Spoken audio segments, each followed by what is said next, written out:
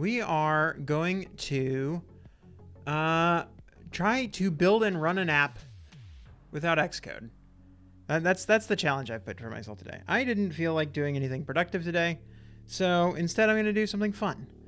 And that's what we're going to do. I'm going to try to get an app building and running without Xcode in the loop. In the loop is a strong word. Without having to launch Xcode. Now, let me set one exception to that right now.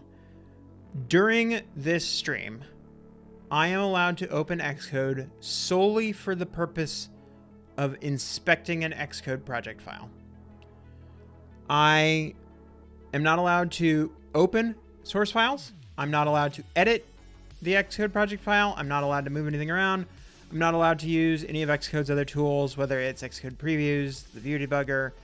I'm not allowed to open the simulator window, use any of the help, any of that. All of this is banned. I am only allowed to use Xcode to look at an Xcode project file.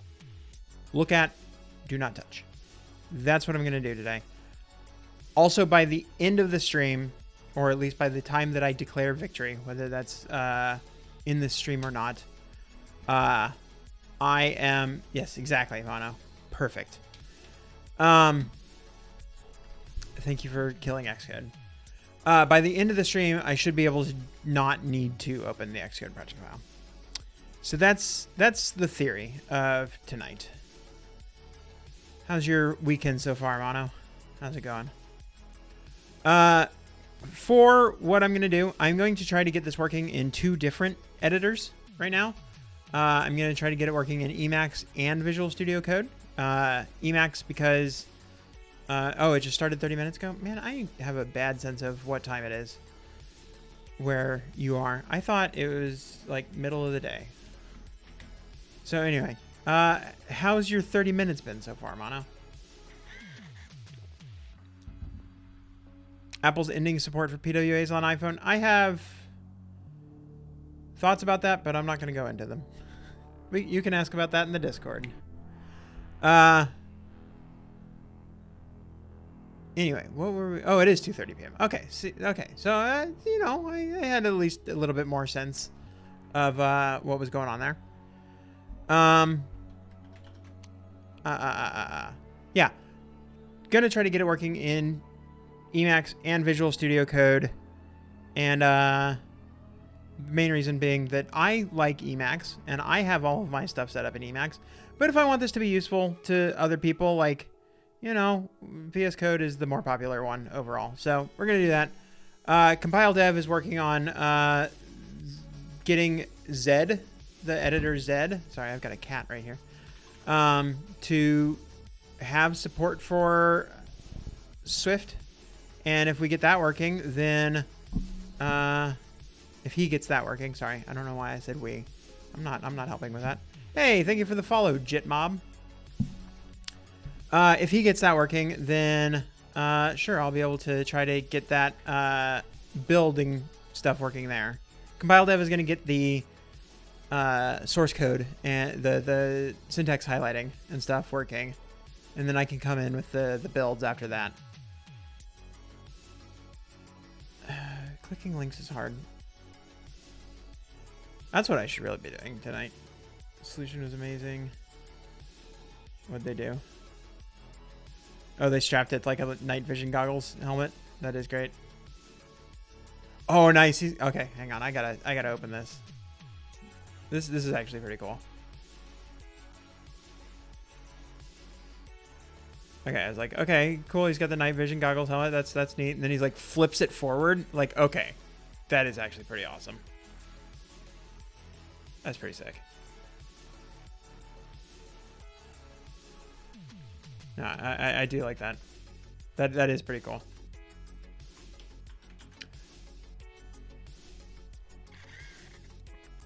All right, so yeah, where are we going to start with this? I think we need to start by creating a brand new project. I think that's really where we need to start. Let's actually talk about the plan here. So my goal by the end of the stream is to get an app building and running on device. I think that's the part that I haven't described yet. Getting an app building and running in the simulator without Xcode is actually fairly easy. We're going to start there because it's fairly easy, but getting it building and running on device is a little bit harder. So I think that that's, you know, that's the challenge of the night is getting it building and running on a device. The way that I'm going to tackle this is using Bazel. It's the easiest way I can think of that we would have a full build and run without touching Xcode. Because if I use Spatial Video Battle Plan sponsored by Kineo, there you go. Oh man, you know what would be sick? Okay, hang on. I just had a cool idea. I'm not going to go off of this and go into nowhere. What would be awesome? Almost like a John Madden style telestrator that works over SharePlay on the Vision Pro, where you can like circle things in the real world and be like, hey, look at this guy over here. Like, no, sorry. That would be cool. That might be a future stream. Somebody remind me that I want to do that. But that would be really awesome. But yeah, then you could do that kind of thing. You like, you got a bunch of people wearing Visions Pro and you're like, and you doodle all over the place. That would be neat. Yes, tangent, compile dev. That's what we're going to do. Anyway, we're going to use Bazel. We're going to get that building. That's going to allow us to build stuff. And then I think that there are tools that we can then use to get it installed on a device. I think that that's where we're going to try to get this working. So anyway, we might as well just get started. Where are we going to start? We're going to start by actually creating a new file or a new project, new folder, new directory, new all kinds of things. Yeah, let's just call it no Xcode. Hooray, here's no Xcode. What goes in no Xcode? Well, I think we're going to need... What are we going to need? I think we're going to start with setting up Bazel. So I am going to refer back to some other projects of mine. That one's definitely okay. As long as I don't do it in Xcode. I think that counts. So we're going to look in here. I don't know why that's bright. Like, what is this hot dog stand style highlighting that I've got here? I don't know what I'm talking about. The Windows 3.1 hot dog stand. Yeah. That's exactly the color, right? Like, what is going on here? Okay, we're gonna ignore that. Yeah, I think this is where we need to start. So we need a workspace file. It's completely empty. Done. That one was easy. Okay, let's go back into here. We need a module.bazel file. Yeah, like what all of the files do we need? I think we need, yeah. Let's actually start with this Bazel RC file. I think that's most important. Let's grab that. Mocha, you're in the way. What does that line do? That line is the more modern Bazel module thing. So Bazel is a build system. It allows you to basically, it's a really nice build tool for kind of keeping track of how your builds actually work. It's very complicated. If you want to know more, go to, is I think it's bazel.build. Yeah. It's got a lot of information about cool things that you can do. I'm not gonna, this is not a like introduction to Bazel stream, other than the fact that I'm gonna show you how to set up a brand new project. Other than that, if you want to learn more about it, go check that out. I think I have a stream on my YouTube channel about it. Go check that out. But yeah, I'll describe what's going on as I do it. But other than that, I'm not really going to go into like, here's why we're doing what we're doing. But anyway, this allows us to use the new module system. And we'll go into there right now. This is the new module system, module.bazel.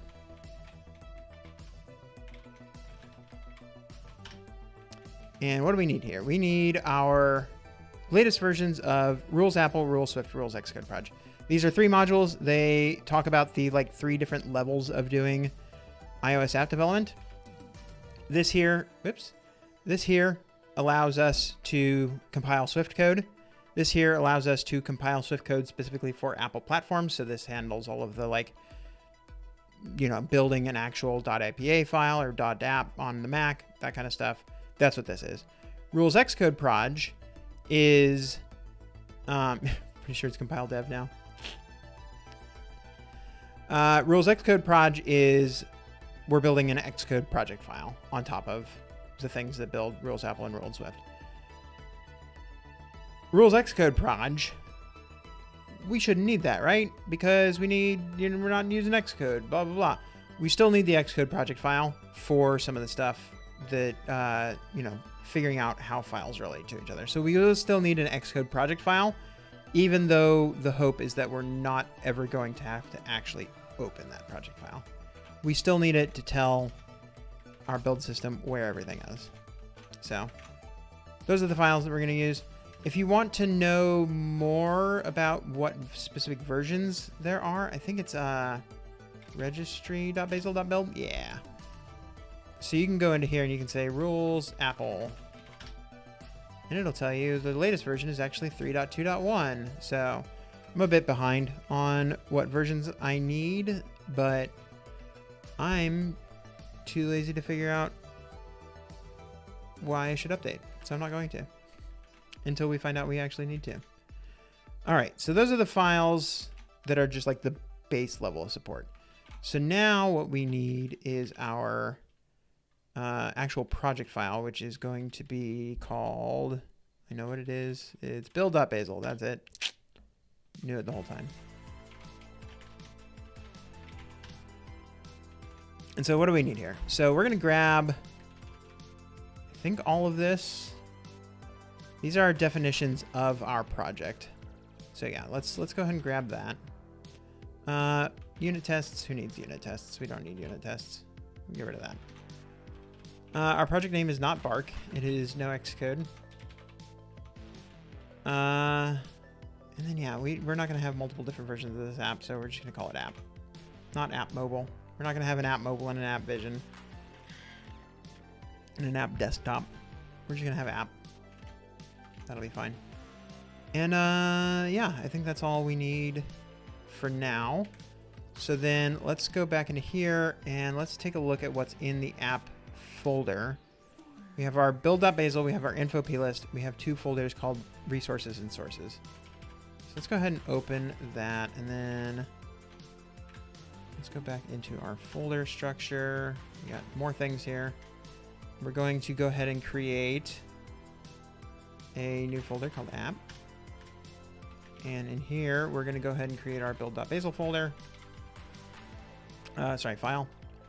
What do we need from here? We definitely need the ability to create a Swift library. We need a provisioning profiles. We actually probably don't need that yet. We'll come back for that later. So let's definitely get Swift library and iOS application. We need the ability to build those.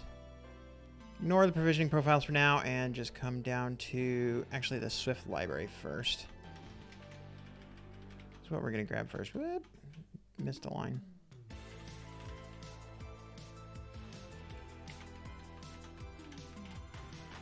Okay, what is this? This is mobile library. Let's rename that to app library. So the way that all of this works is you build Swift libraries, and that's where all your code actually lives. And then you build either an application or a framework that is just a very thin shim on top of that library. That's how Bazel likes to build things. So that's what we're going to do. Hey, thank you for the follow, Cell Shell Seashore. Let me fix the sound. Hold on. Because that sound should have come through the UI, and it didn't.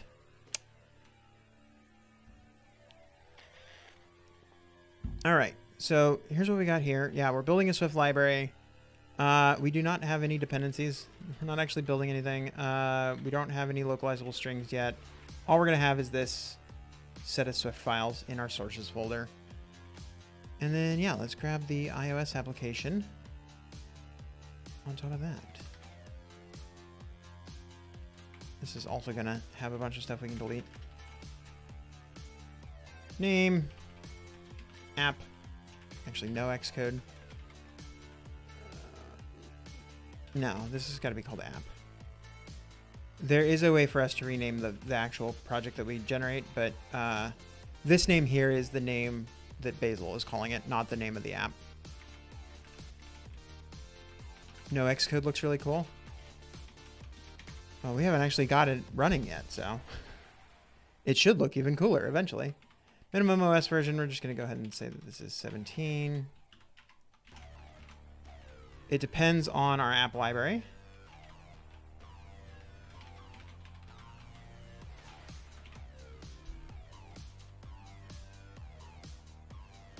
Yeah, okay, so this is what we've got here. So we've got an app. It's got an info plist file, which we haven't actually built yet, but we will. It depends on this app library. The app library is defined down here. It has a bunch of sources in a folder, which we also have not built yet. So let's go do those things. Let's create our sources folder.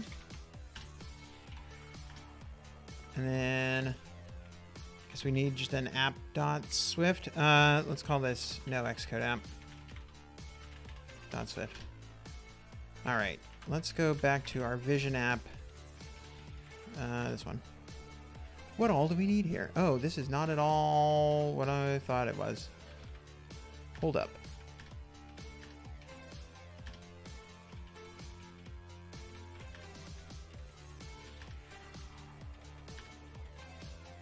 That's the file we're looking for. Okay.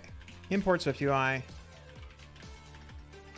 Main struct. Not Lakeside app. No Xcode app.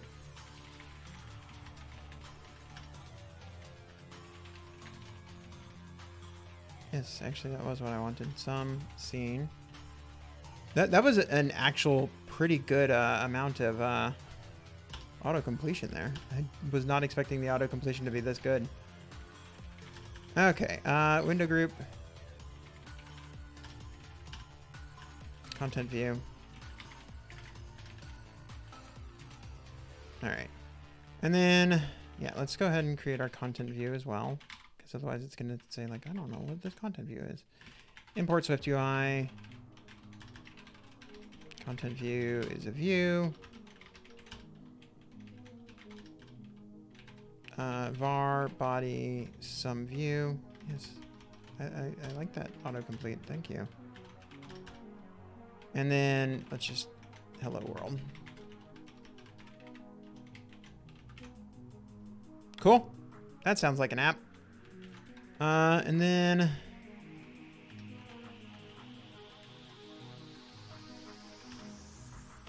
we need our info plist file. I was hoping that this title meant this to be a project builder stream. Ooh. We can do a project builder stream for Halloween or something.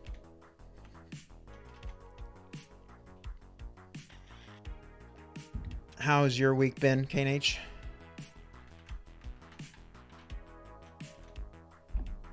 I mean, I know that there is a disk somewhere in Coach Connie's house to that has a copy of Project Builder on it still.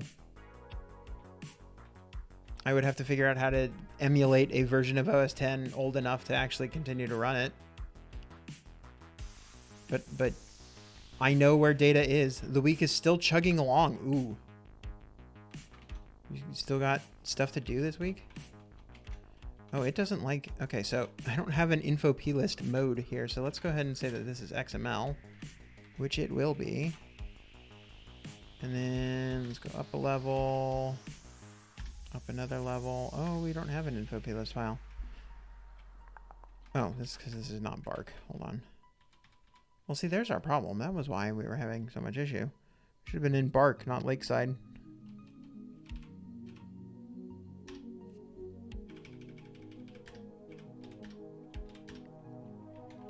Yeah, let's just copy everything that we got in here.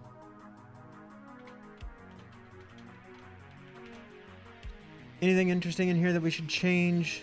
I'm not seeing anything. Probably launch train storyboard. We probably are going to have a problem with that because we don't actually have that. Is this NeoVim? No, this is Emacs. I am trying to get this, trying to get the ability to build iOS app in both Emacs and Visual Studio Code. That's the hope eventually. Actually, we should go ahead and open our project here, at least. We haven't gotten that far yet. Pato developer toys. In our toys folder. Emacs, you thought it was NeoVim too? Do you have to use the source kit? And Fleet. I don't think I have Fleet installed anymore because I felt the need to get rid of all of the JetBrains installer stuff off my computer. But hey, if we stick around, we get it working in Emacs and VS Code, I'll get it working in Fleet too. Just for you, Mono.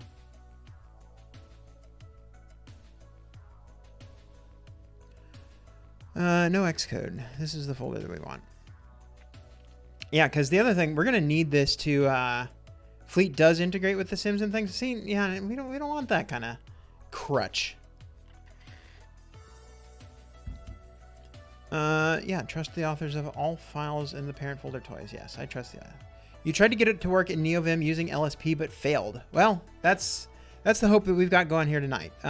Because Emacs, yeah, I've got Emacs in here working with LSP for syntax highlighting, but what I don't have working yet is like cross-project stuff, and I definitely don't have any of the like building or running or any of that stuff working. So that's kind of what we're hoping to figure out tonight. You're trying to fix Zed plus Swift? Yeah. So please stream all night. Yeah. Do I have Zed installed? I do have Zed installed. Zed exists. It's great. It's fast. Doesn't have Swift support. So compile dev is trying to figure out how to make it highlight Swift code faster than I'm able to get the rest of these apps working. Zed seems to be all the rage. It does seem really cool. And yeah, I'm hoping that compile dev gets it working with Swift, and that would be yet another tool to add to my repertoire. All right, so we've got all of these. So I think the next thing to do is to go ahead and try to run this in the simulator. I think that we've got enough to get a simulator working. So let's go ahead and cd to the new folder, developer toys, no Xcode.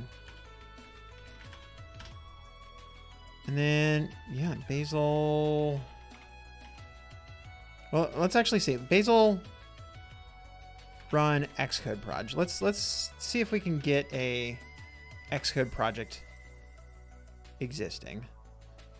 That should tell us whether or not we have enough of our Basil system set up correctly.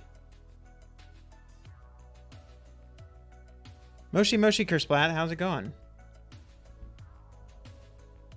How's your week been? Right now, Zed crashes way faster than any out of their editor on my screen. Hey, that's still a win. You can make VS Code crash on launch, and it can take forever to crash on launch. So I was actually kind of shocked. I typed in Zed, and then I hit enter, and it was just like there. And I was like, oh, did I have it open already? No, I didn't. You bought a new neck for your guitar, but it's not fitting. Oh. I don't really know much about guitars, but that sounds like a bummer in terms of trying to get things working. In iOS provisioning profile. Yeah. Yeah, no, it's a bummer when you like, oh, I've got this project that I want to do. And like, I've got all the parts, and then you get the parts together and it's like, nope. Actually, you need to do more work to be able to do your actual project. So while I may not know much about guitars specifically, I know the feeling of, man, I want to do this thing, but now I gotta, it's yak shaving, you know, is what we call it in programming. Now I got to get this done before I get this thing done. I actually just wanted to get this. And yeah, now I got to go do that instead. Gross. So, I'm sorry to hear that. It looks like we're referencing something called Xcode profile, and we are not. We didn't copy that over. So, let's go grab that. No Xcode app. Build.basil. Wooden peg that is 2 millimeters too wide to fit in the peg hole. Oof. yeah, just get some sandpaper and whittle it down, I guess. Yeah, provisioning profile right here. We don't want that. Let's go ahead and just do that. I'll comment it out. You're trying Zed. Have you tried 4Coder? I've never even heard of 4Coder. What the heck is a millimeter? Oh yeah, where's Escamilla? Because I was going to tell him, I realized earlier today that I actually use a fairly obscure metric thing all of the time. 4Coder is a modern text editor based loosely on Emacs. Interesting. Written for Casey Muratori. Good for him. That's all I'll say. Sorry. He roasts me the wrong way sometimes. I'm not going to start any beef with him. I think he has a point. I think he sometimes is not the nicest in how he makes his points. But you know what? That's his prerogative. He has strong opinions. It's not that he has strong opinions that is my problem. It is that sometimes he can be a bit aggressive in voicing his strong opinions. Strong opinions are great. Trash talking other developers because of that? Yeah. Feel the same way about John Blow? I've not actually seen John Blow really talk about those kinds of things, but I could see it.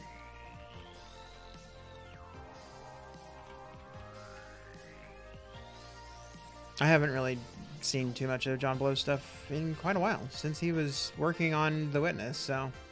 I know he's got that new programming language, Jai? I don't know how it's pronounced. I haven't really looked too much into it, though. So yeah, we commented out that line. Let's go see if that allows us to succeed. No, it does not. Building for device, but no provisioning profile attribute was set. Okay, so apparently we need a provisioning profile. Apparently we're not going to get away with not having a provisioning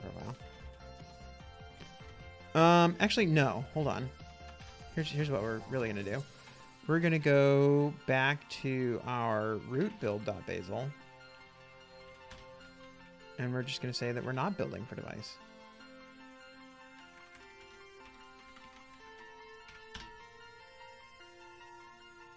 There we go. Okay, so we got an Xcode project file. And again, remember, by my rules, I'm allowed to look at the Xcode project file. I'm not allowed to touch. I'm not allowed to change anything. I'm not allowed to open source files. I'm not allowed to do anything like that. I am allowed to open and inspect the Xcode project file. Unless Mono kills it. Okay, so here's our Xcode project file. We have everything. We've got an app. We've got whatever. Not allowed to touch any of these files over here. But yeah, it looks like we've got something that should start working. I'm a little bit worried about the... Oh, it's Apple Vision Design for iPad. Okay, we're good. Okay, I'm going to close that. I'll leave it open for Mono to kill if he wants to. But yeah, let's see if we can get this running in the simulator. Bazel run, not Xcode proj, but rather app. That did not do what I wanted.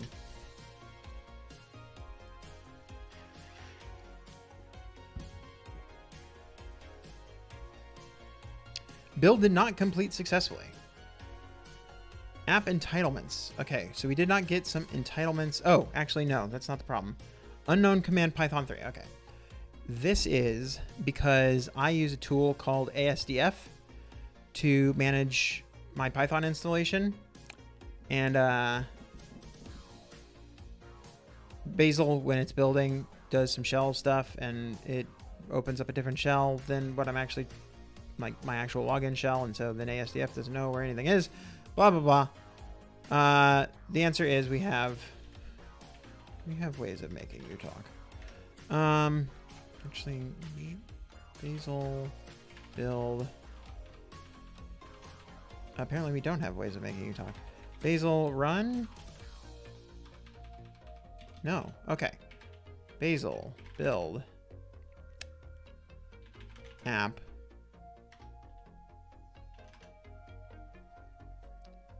Just add Python 3 to path in zshrc or zprofile.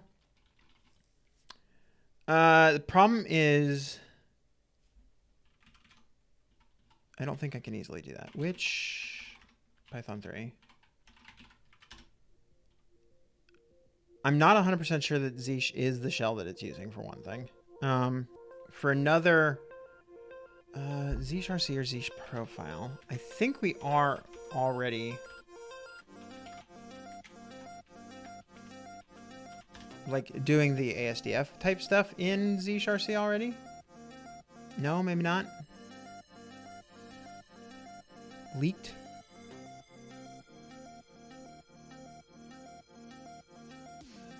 Yeah, because we do local settings.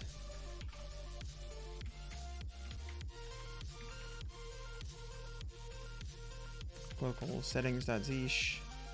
Oh, this is not setting up ASDF. Maybe that is the problem.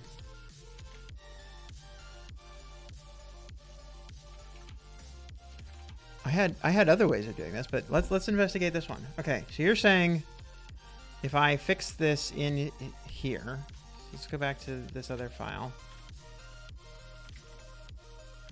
ASDF Zesh setup. Your Z stuff has environment passwords. That's why you said leak. Yeah, I don't think I have anything secret in these files. I do have like a secrets file that I can't open, but yeah, I don't have anything. I don't have anything in these two files that's secret. Yeah, let's go ahead and how do I get this working in Zesh? Zesh and homebrew. Add asdf.sh to your zsrc with blah blah blah. Wait, no, hang on. That's not at all what I wanted to do.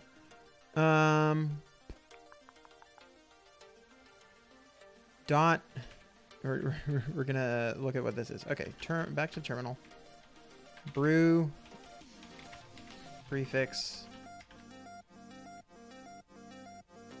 ASDF.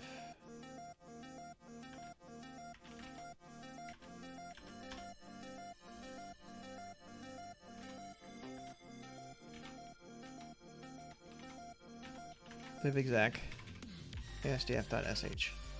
Okay, I think that's what we want.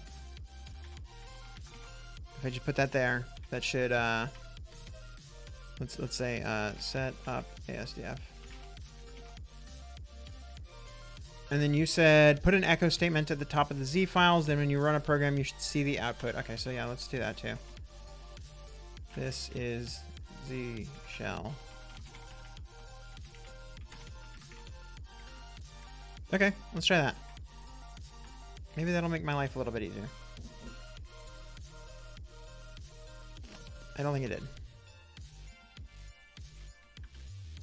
We can try setting it in Z profile. I don't think I have anything in there, but now you've made me paranoid. Did you source the file? I mean, I would have thought that because we have the problem of it being like creating a sub shell anyway, like it would have been creating a brand new shell, and so it wouldn't have needed to be sourced. Now that's just a theory, but shell stuff only refreshes per instance. Yeah, I agree, but I think that it would be creating a new instance. That's the whole problem, is that it is creating a new instance of that shell. But yeah, we can try it in a second after I look at my .z profile, which I do have. The only thing in that file is some crud that was left around by JetBrains toolbox. But yeah, let's go ahead and source zsh/local settings.zesh. Source is not recognized. Okay, so for one thing, Zesh is not the shell that we're running right now. Not here. Okay, now we have this is Z shell. Here, let's try it from in here. So let's say basil run. Now. Yeah, it's still not figuring it out, even though we have seen that this is Z shell. Also, wait, what happened here? Why did we end up back in a different shell?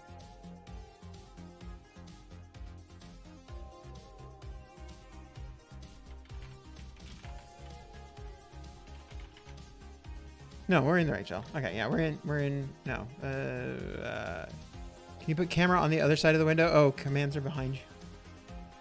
Yeah, that would be a problem right now, wouldn't it?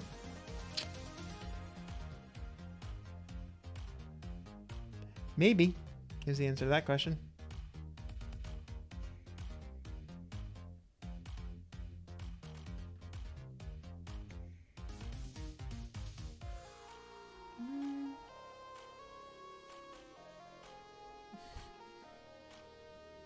I'm having a heck of a time trying to get that moved over. Did that work better? Okay. This feels wrong. Or switch to an RTL language. Okay, so I think is this actually, yeah, this is actually what I want to show that we're currently that. Yeah. Well, $ shell is PowerShell. So that's one problem. But what we're currently running is Z shell here now. I think I'm just gonna fix this the way that I know how to fix it, which is to pass in the other lines. I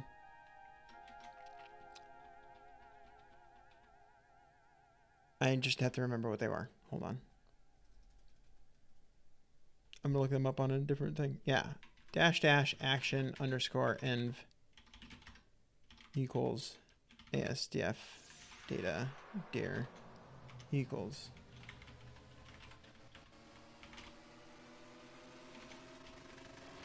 action env equals ASDF Python version equals 3.9.2.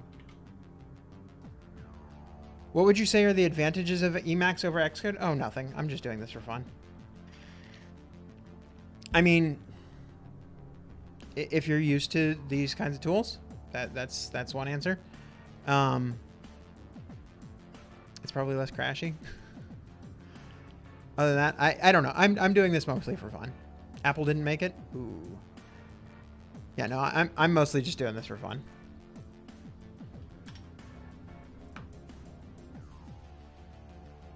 Do I not have Python 3.9.2 installed? What versions of Python do I have installed? 3.10.8. There we go. I got it working.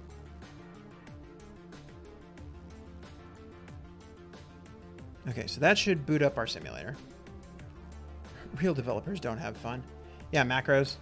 I mean, just being able to tweak your tool a little bit more. It's, you know, Emacs and VS Code are both way more extensible than Xcode will ever be. I don't see this actually doing anything. Waiting for simulator to boot.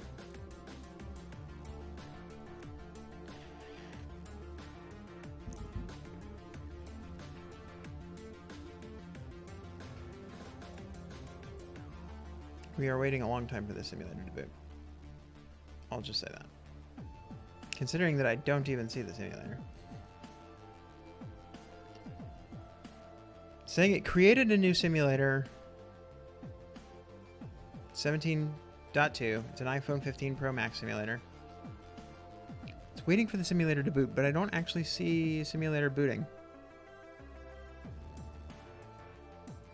We'll give it a couple minutes. Nope. Failed to launch simulator. XC run simctl list devices. No, not devices. List. I'm just gonna just list. Device pairs unavailable.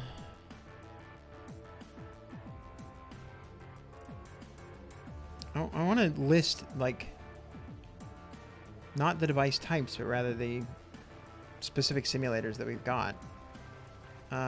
Do we have this UUID?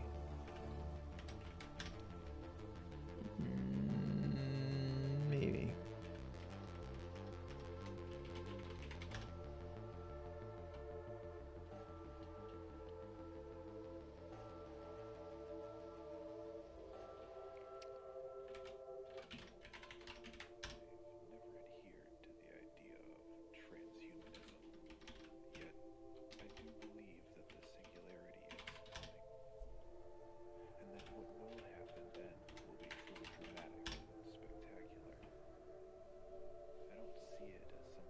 Okay, so that one did actually boot that. So I'm not sure why this one was unable to do it. Maybe let's boot it up the first time and then see if we can get a new run working after the fact. Because yeah, it's created a new iPhone simulator. Said it was launching the simulator, waited for it to boot, and then it just didn't. So it's worth trying to figure out why that happened. But anyway, there's our simulator. Let's try running again.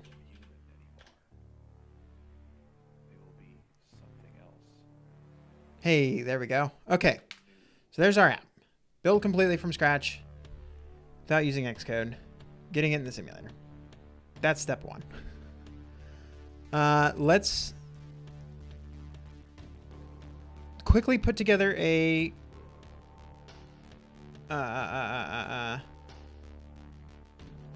compile command in Emacs, and then I think let's switch over to VS Code and let's get this building and running in VS Code. So let's switch back to our app. No Xcode app. Yeah, this is close enough. Compile command. Oh, hey, Bazel build. It already knows what we want, but let's go ahead and say. Well, so that's our compile command. That is probably what we want for compile, but what we want is like a Bazel run. So projectile. Cheat sheet. Helm projectile. No, not helm projectile. Projectile usage is what we're looking for. Projectile is a project management system for Emacs, in case you're not familiar with that tool. It allows us to have a bunch of different commands, and one of them is compile. I think we don't want compile right now. I think we want to see if there's anything other than a compile, like a run.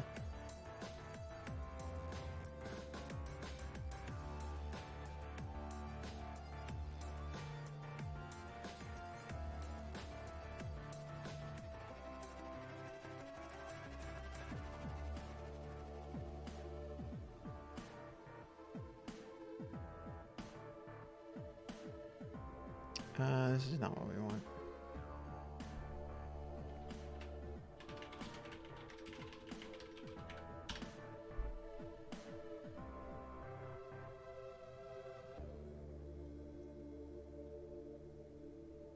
Projectile run project. Yeah, this is what we're looking for. But what is the keyboard shortcut for projectile run project?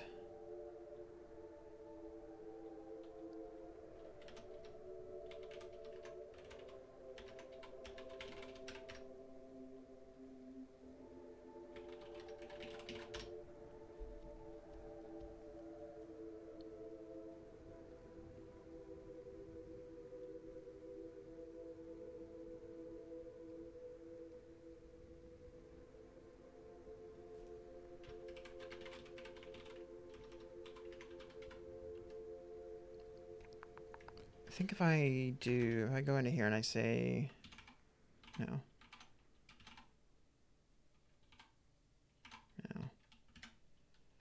Describe function, projectile run project. That might give me the thing. It is bound to super P U. You should have known that U was run. There it is. Bazel run app, and then we need this action end stuff. You know, U for run.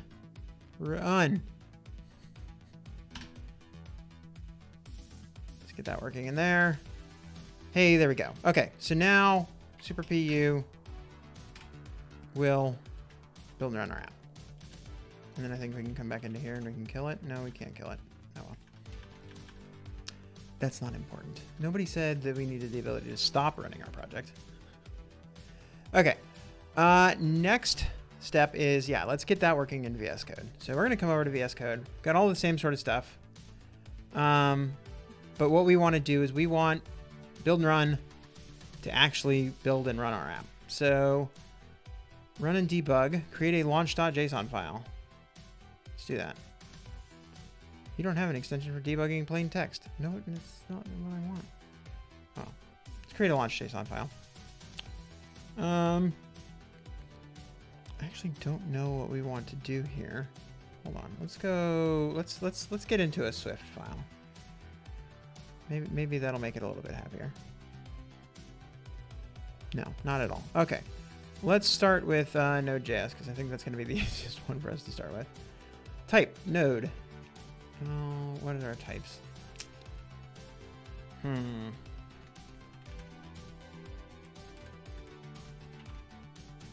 Node or PWA node? None of these are helpful. Let's look at this. I don't know too much about VS Code's stuff, but we'll figure it out. VS Code will try to automatically detect your debug environment, but this fails. You'll have to do it manually. Somebody tell me more about this. Run menu, run and debug menu.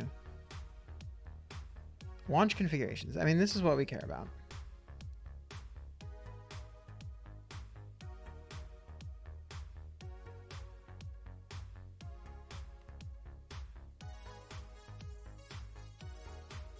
I just don't know what it means for the type to be node. And I'm sure that's not what we want because this is not a node project. But I need help about what does this type mean? See the list of available attributes once you've specified a value for the type attribute. Well, the type of debugger to use for this launch configuration, every installed debug extension introduces a type, Node for the built-in Node debugger, or PHP and Go for the PHP and Go extensions.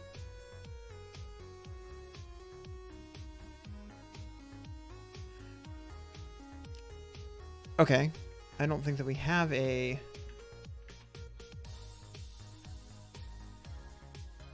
relevant extension. We have the Swift extension, but I mean, it doesn't know anything about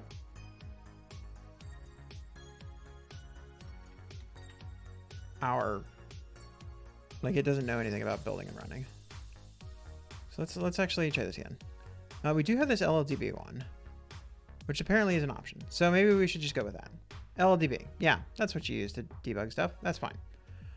Request launch program is workspace folder / executable file. Not at all what we want. Current working directory is in fact the workspace folder. That's what we want.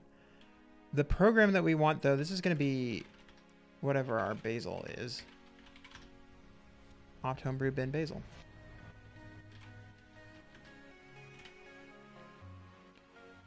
Args is going to be run and all the things. Where was that in Emacs? All of these are going to be our arguments.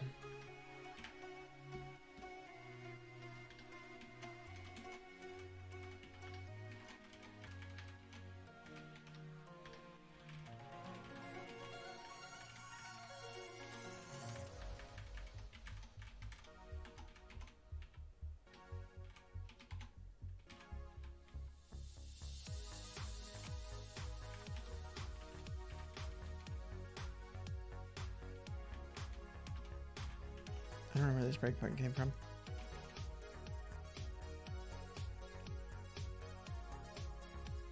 Oh, came from here. Duh. Okay, so that gives us a launch thing. Let's see if that actually works. Run and debug. Sure. Run. No such file. All right, already not happy. Xcode 15.0 beta 8. Yeah, no, I agree. That definitely does not exist. I don't know why you want that to exist. This is from Code LLDB extension. We do have that. Okay. How can I change its settings? Extension settings. Hey, look. This sounds promising. I'm guessing that there's a... Yep, LLDB library. Not at all what we want. Okay. Let's just guess that this is, in fact, the same path, just in a new Xcode version name. We can just get away with... This is 2.0. 15.2.0. Not beta 8. Just 15.2.0. Let's try that setting, and then let's try running again and see what we get.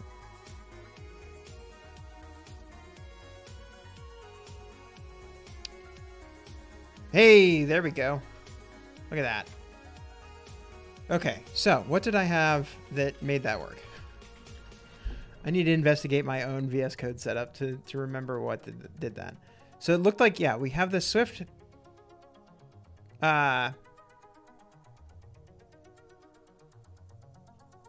extension, the Swift Server Workgroup extension. This is like the official Apple extension. This is here for doing a bunch of,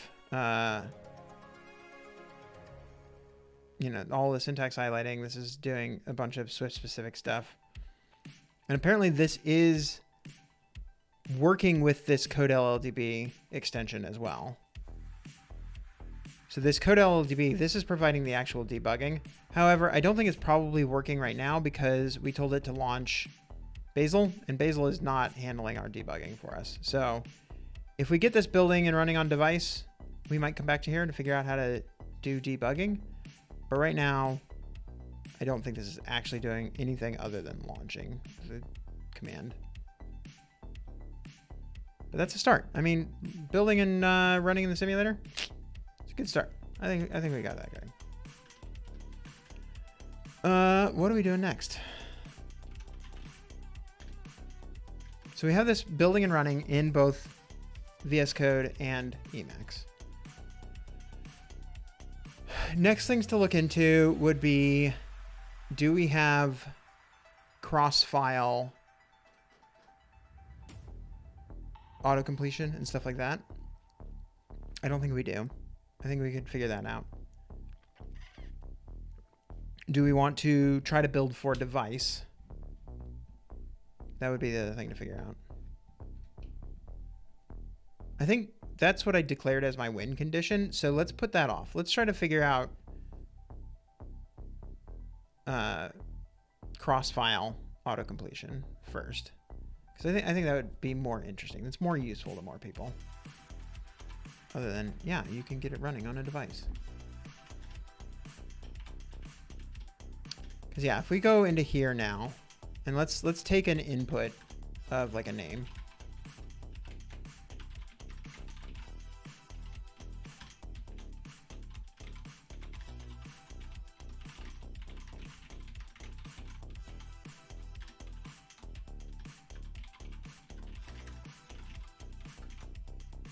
Yeah, we got that file. And then if we go into, oh, hang on, let's put name in here. So if we got that, and now if we try to build and run, it should fail. Shouldn't build. Yep, cool. Missing argument for parameter name. Oh no, whatever shall we do?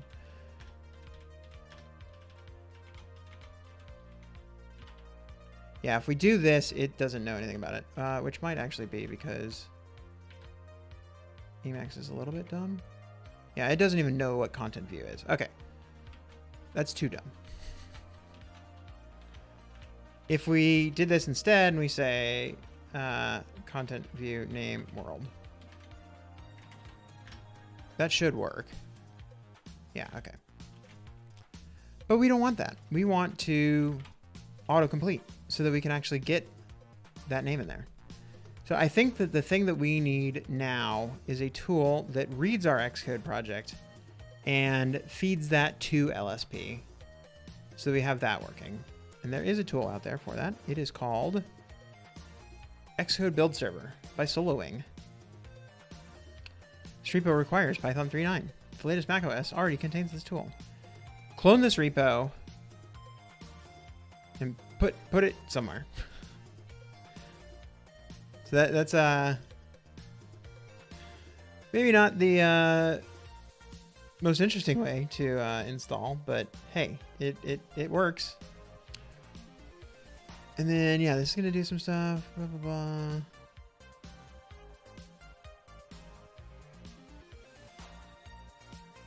Yeah, we're gonna look into this. There's a lot of interesting stuff in here.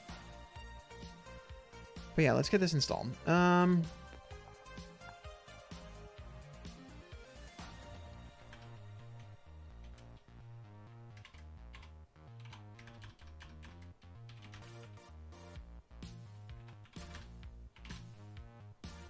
Do we have a tools directory? We don't. So let's create that. And then, yeah, let's go git clone that. Here's a quick script for quick install. If you terminal cd to the directory you want to save this repo. Sounds good.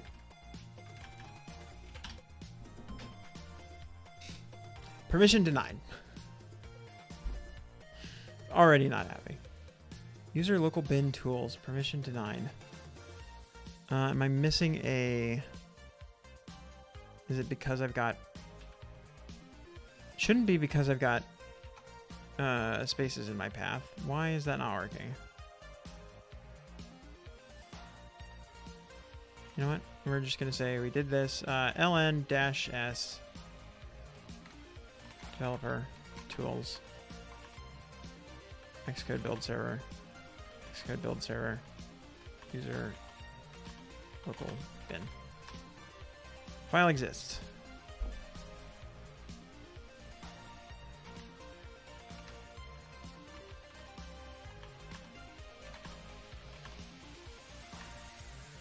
Permission denied. Yeah, sudo rmrf. This is exactly what we want to be typing.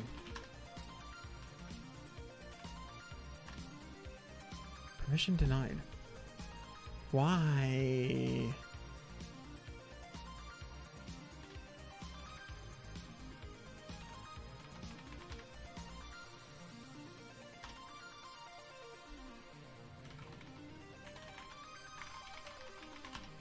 Hlep. Yep, that's what I wanted to type was hlep. There we go. Gave me the same thing anyway. Okay, so that is installed. What next? Start a build server, config, parse. Let's do all these things. Bind to Xcode. Go to your workspace directory and execute one of the following commands. Well, we only have a project, so I think that's what we want. This will create or update the buildserver.json file with a kind Xcode key, which instructs Xcode build server to watch and use compile flags from the newest Xcode build log.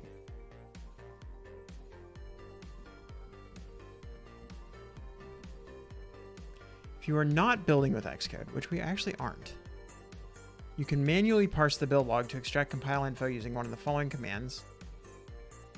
So parse the log, save compile info in a compile file, and update build server.json with a kind manual key to instruct Xcode build server to use the flags from the compile file. Can be created by redirecting Xcode build output to a file or exported from Xcode's build log.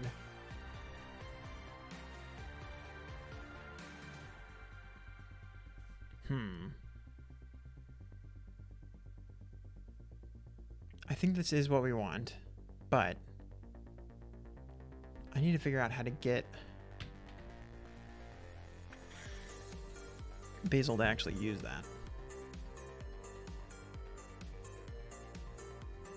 That might be trickier than I thought originally. Let's try this. I don't think this is going to work. Let's try it.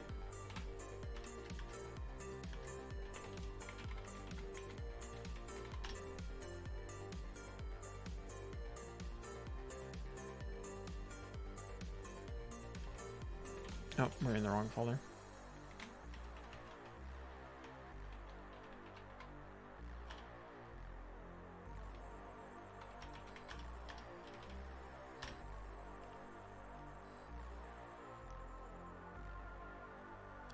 Workspace named no Xcode. It's not a workspace. Does not contain a scheme named no Xcode. What is our scheme name?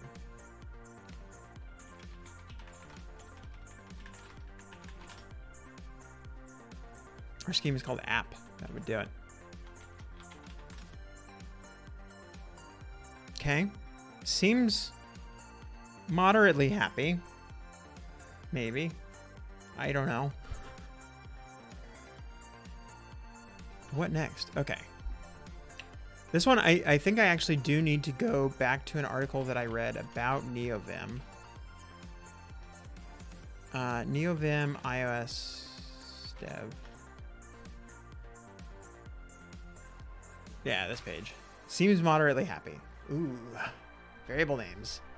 Do some variable names. The complete guide to iOS and macOS development in NeoVim. Yes, this is the page where I first found out about Xcode build server, so I need it to tell me how to use it, which involves it loading the rest of the page. Seemingly easier said than done.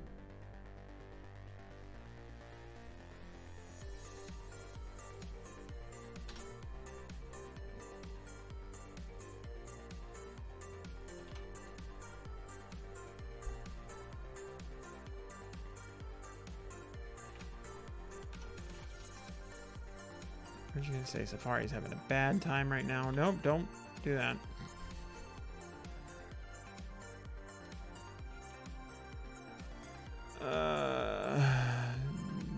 It's not at all what I wanted to do, but oh.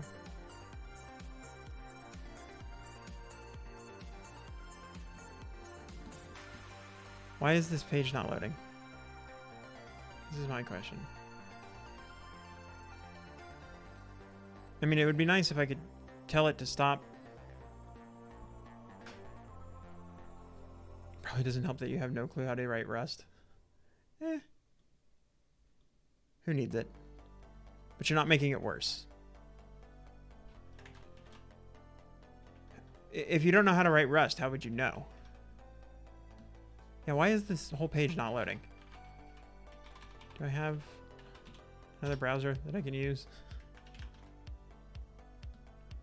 Are they an app that only works in Chrome, or a website that only works in Chrome? Yes, that's exactly the problem. Okay. Plugin. Oh, he's got plugin that does test debugging and code coverage and some other cool stuff. I don't know. SourceKit LSP and Xcode build server. This is what we need. We've got that working. Great. Perfect. NeoVim LSP integration. I'm guessing there's something in here that we need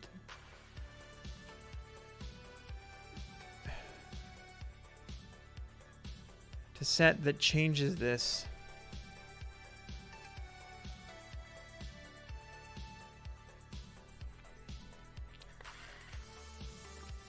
That tells us what our build server is. Maybe we don't need that. We might be able to get away without that. Because this is just saying, where is our root directory? Our root directory is wherever our build server.json file is. So that's probably fine.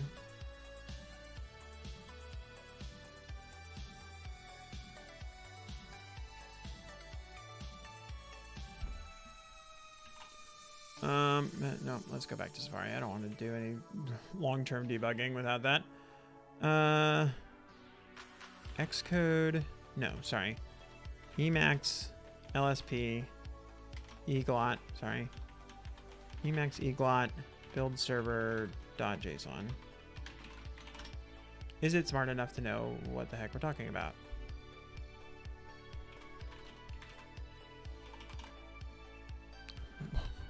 Why did that?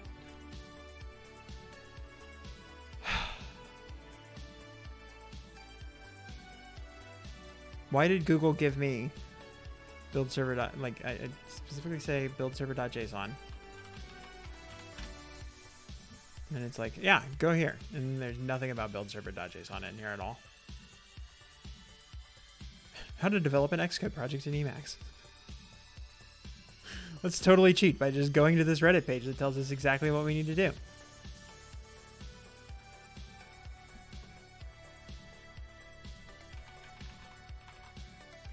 This also has nothing to do about buildserver.json.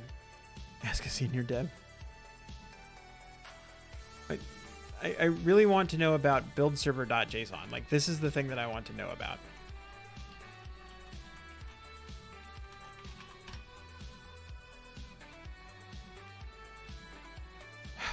Okay. So this seems to be something that is specific to this guy's tool.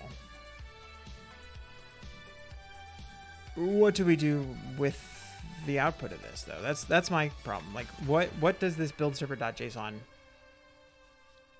do?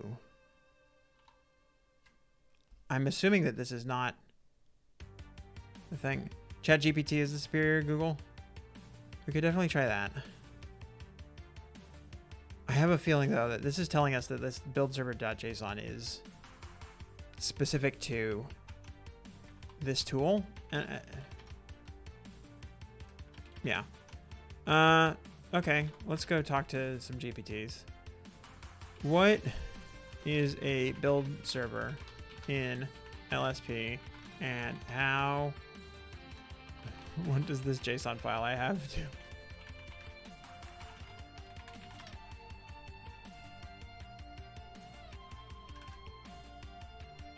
Build server is a component responsible for compiling and building the source code. Perfect. The JSON file you have is likely a configuration file that specifies settings or instructions for the build server.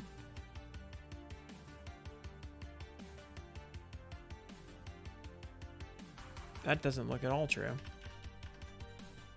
What does this file actually look like?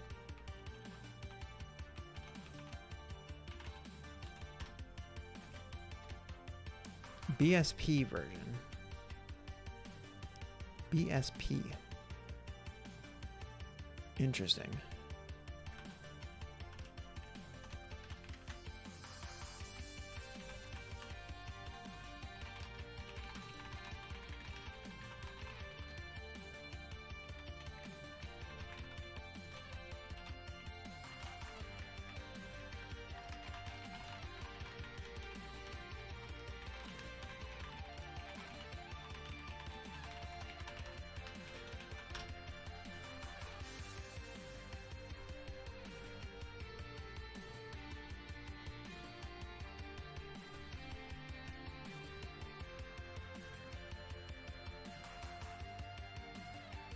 This format is not a common part of the LSP specification.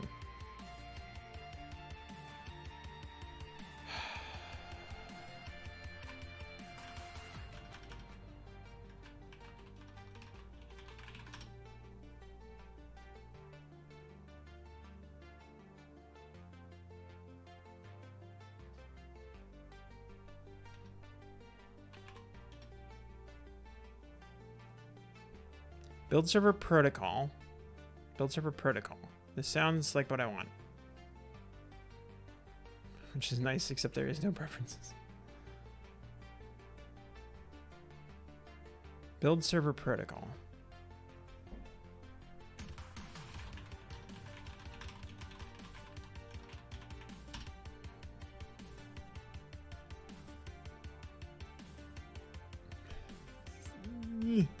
Language server protocol. No, not what I want. What is this magical developer duck that you speak of? Developerduck.app. It is a macOS tool that is basically a developer-focused GPT front end. That's a native Mac app. Looks like this. It says the word quack a lot. It actually doesn't do that by default. There's a preference for it. You go in there. You check this to make it say quack. You knew there was one person on the planet that we had not converted? Yes. It's great. Developer Duck is an awesome tool. You should get it. It's great. What we need to do is we need to figure out how to make this work. Drop the dev mic. We are done. Build server. Oh my god. I need... It's clearly, look at this. Look, this, where's that page that we actually went to?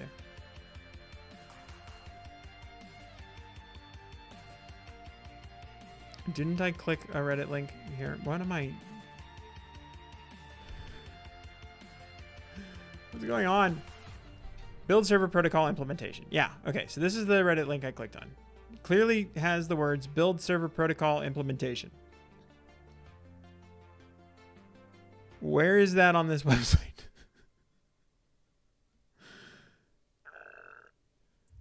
I don't understand. There's nothing on this page. And I don't see any folded up anything.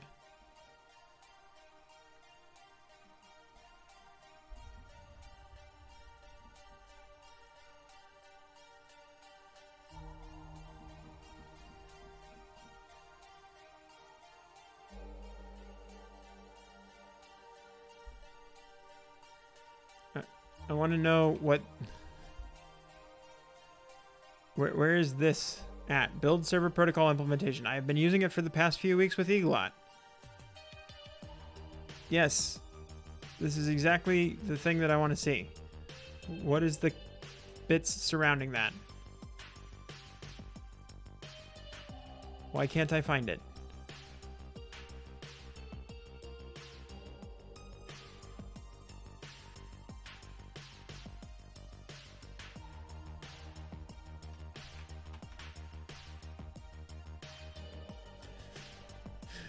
Google also says that this exists. Is there a pre-made Docker container that does this for you? I don't think that that's probably true.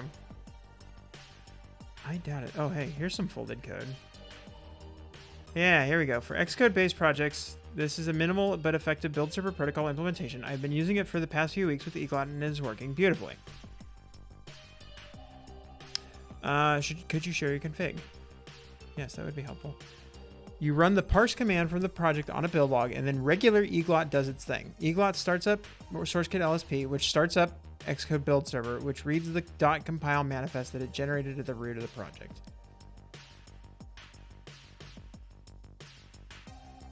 Regular Eglot does its thing, is what it says. .compile manifest. Did we get that? I don't see that. I don't see a .compile manifest. Did we see a mention of that on Soloing's page? I think we did see that. This will parse the log, save the compile info in a .compile file, and update buildserver.json with a kind manual key. Okay, so my guess is we need...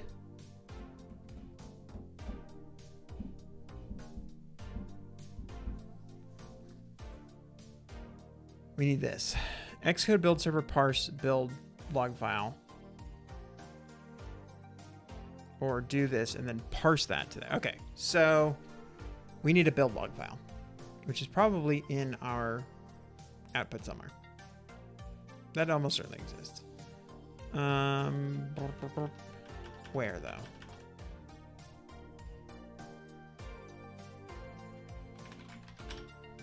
It's gonna be in one of these Bazel output folders. Maybe Bazel test logs? Nope, there's nothing in there, so it's definitely not in there. iOS sim ARM64 bin test logs? It's not that. Xcode project. Yeah, so it's definitely got to be in here somewhere. If it exists. Assuming it exists. It's got to be in here somewhere. Not any of that. This doesn't look promising.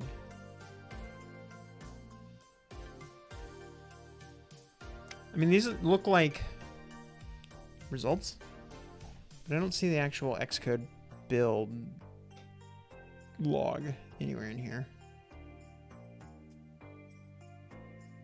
There's our .ipa, which we will need eventually.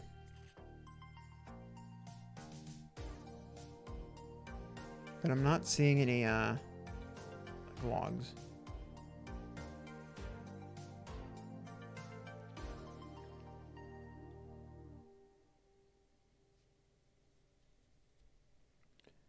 Okay.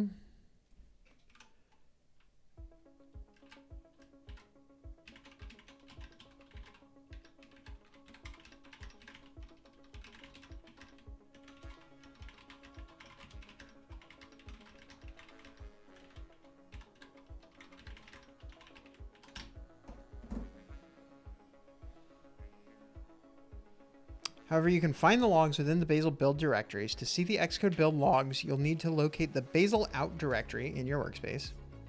Did that. Look for subdirectory that corresponds to your build configuration, such as Darwin fast build. That's there. Find the logs nested in further directories that represent the actions taken by Bazel. The exact path can vary depending on your project structure and the version of Bazel that you're using.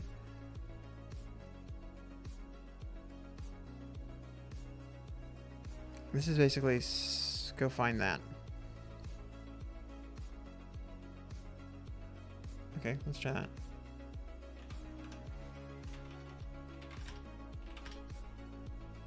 Nothing. That's less than promising. Runner.shush.run files. None of these are... None of these are what I think they should be. Bazel tools. None of this is what I want. Run files. No. I'm going to go all the way down to the bottom. It's not at all what I want.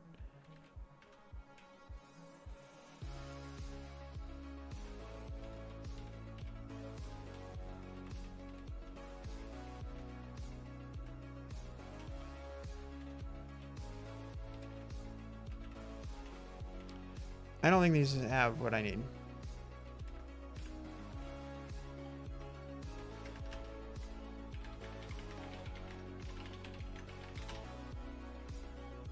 So that is finding the right directory. Okay, let's actually...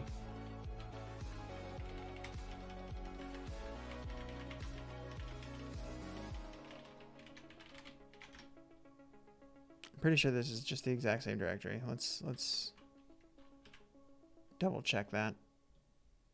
Show original. Yeah. Bazel Pato, FF, blah, blah, blah, all of this. Although it's interesting that there is a exec root. It took us into here. But maybe what we want is somewhere in here. Not exec root.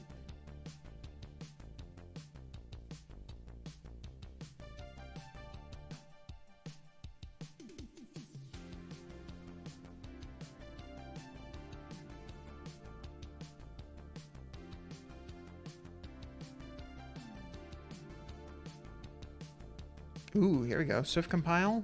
Okay, that has nothing in it. 0 bytes, 0 bytes, 0 bytes. Not at all what we're looking for.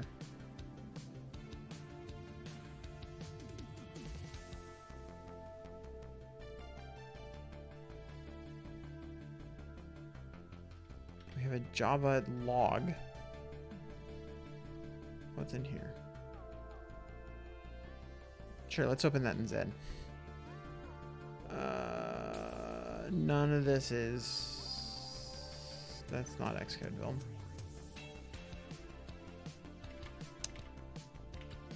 Here, let's actually do this. Dot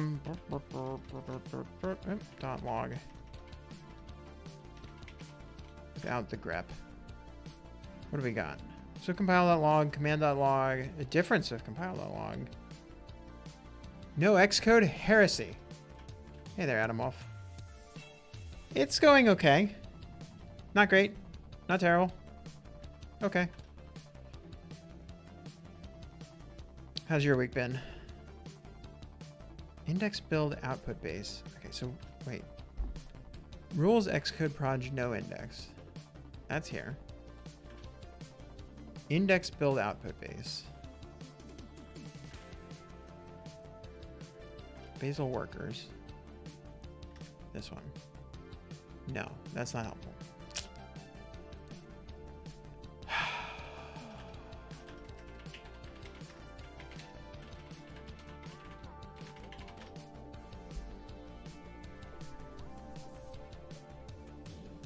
How do I get my Xcode build logs? That's what I really want.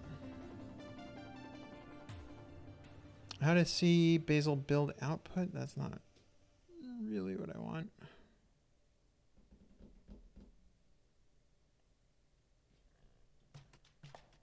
I mean, I am sitting here assuming that Bazel is even using Xcode build under the hood, which might not be true.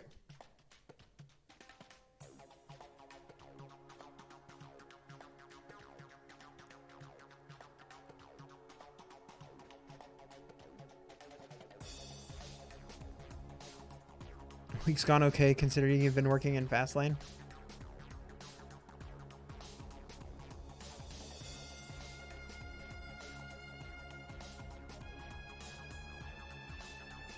Fastlane can definitely, it's either great or it's frustrating.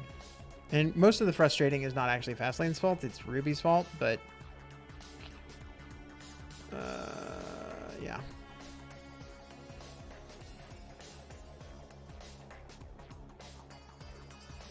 How do you run the specification path? I need derived data path override. Yeah, like this looks like the log that we want, but where is it at?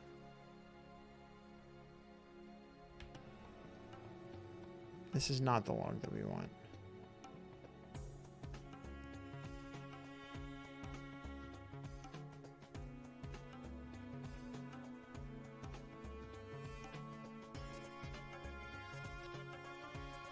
Or is it? This is test output. So is that the problem? Error shows up in CFI after 15 minutes of building. Ooh.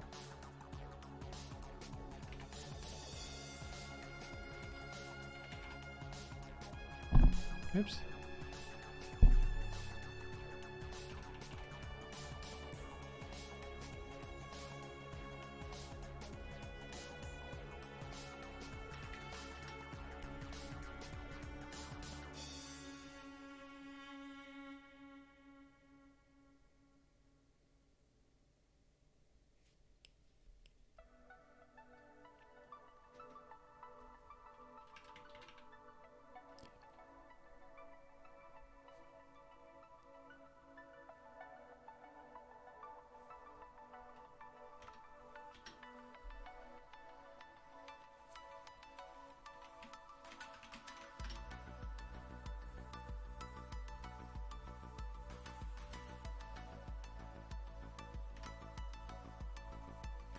I mean, it may very well be the case that Bazel is not actually using Xcode build at all. Which would, yeah,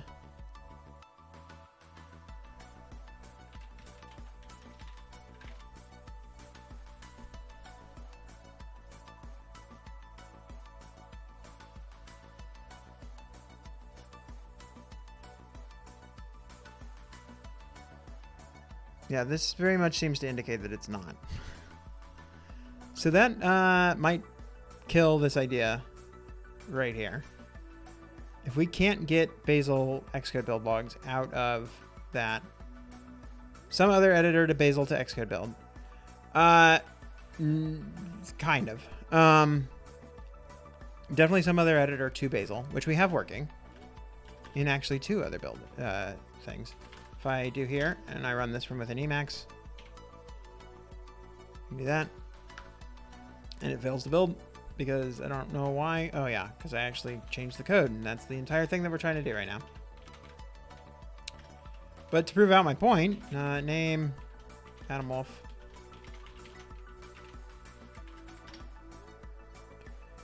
If I do that, hooray! Here's our app. Runs in Simulator.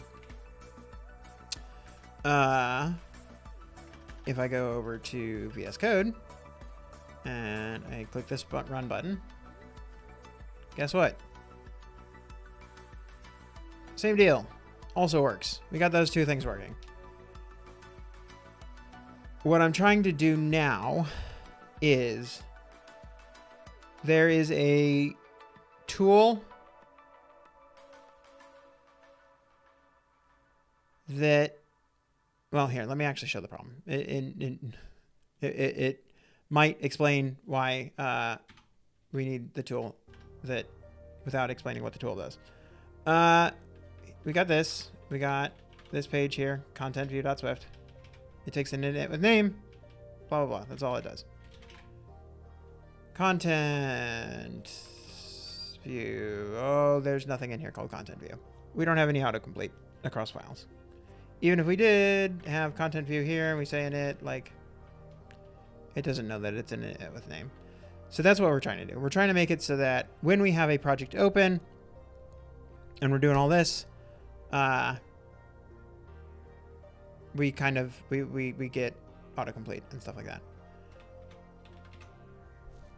I actually kind of wonder, can we just do this with Xcode build without touching Bazel at all? That might actually make our lives a little easier. I thought Bazel was going to make our life easier because it allowed it to, like, all of the run and whatnot was definitely not touching Xcode. But maybe this is not helpful.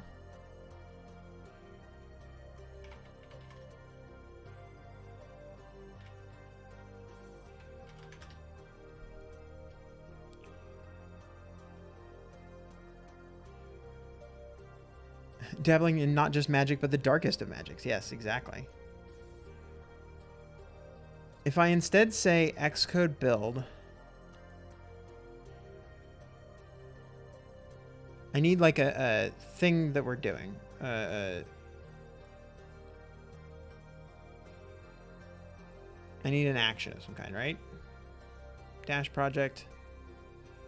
Like where are the list of actions? A build action here. Yeah, what are our build actions? Just tell me what those are. You're a help thing. Dash usage? Is that what we want? Still didn't help. What are my build actions, Xcode build? Help me.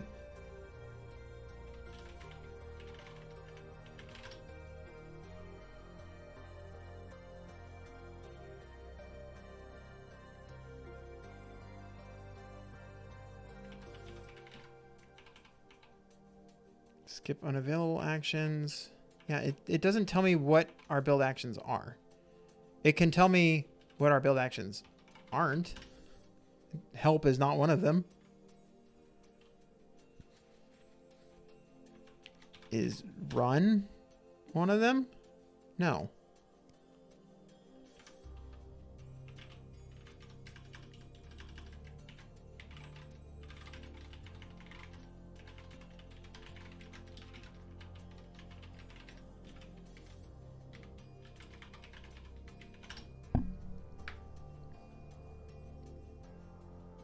Build, clean, install, install source, test, analyze, and archive.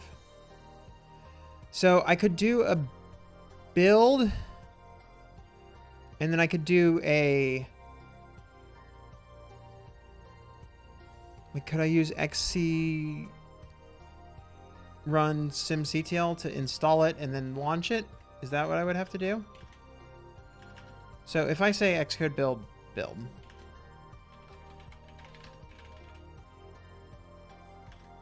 I probably need to pass in a lot more than that, but let's start here.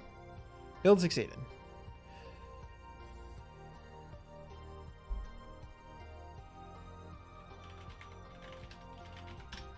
I have a theory that this is not going to work.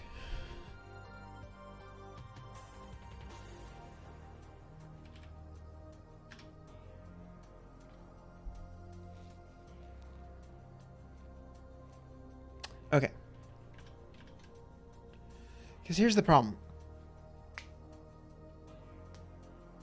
We need the ability to create an Xcode project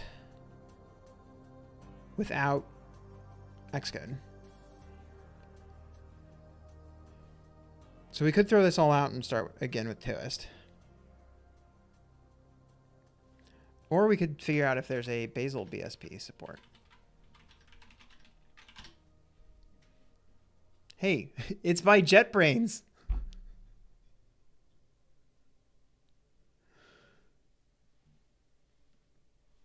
This should make Mono happy. An implementation of the build server protocol for Bazel. Supported languages.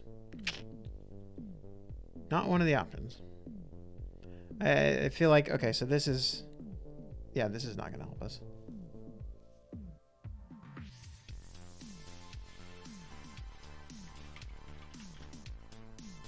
Stopped support for their app dev ID? I think they did, yeah. So, did I say SWIT? Based on Kotlin with a terrible name? Pickle? That one?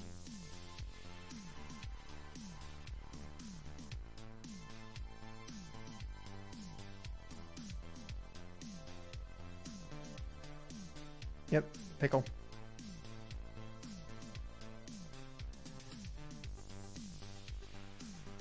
What is Corsair? I don't even know what this is. Not helpful. So we would need to do all of this, and then we need to do all of this, and then this still doesn't support the language that we want to support. So,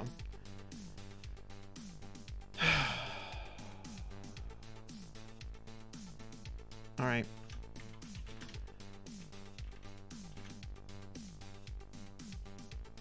Can we make a project that somehow supports both Bazel and Toast? That would be hilarious.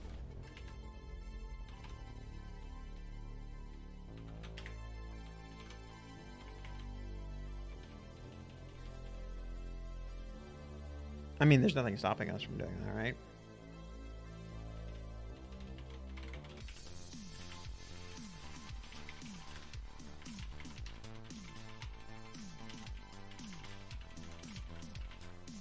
I'm gonna have to look up what this is. Is this Lakeside that has this? Yes.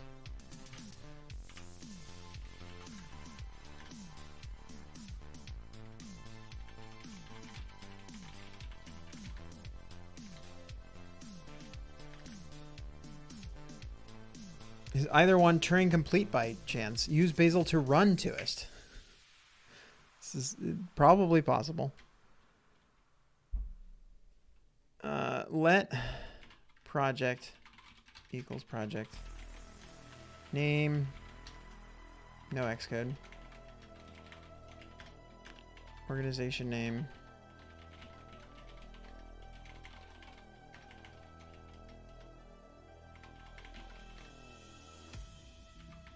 we don't want those options. Settings, do we care about settings? Yeah, let's just go ahead and copy all of these settings. Why not?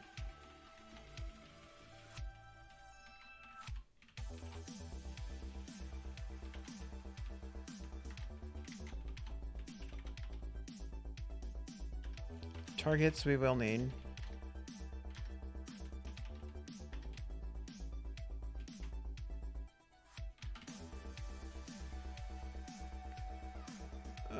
What is our target?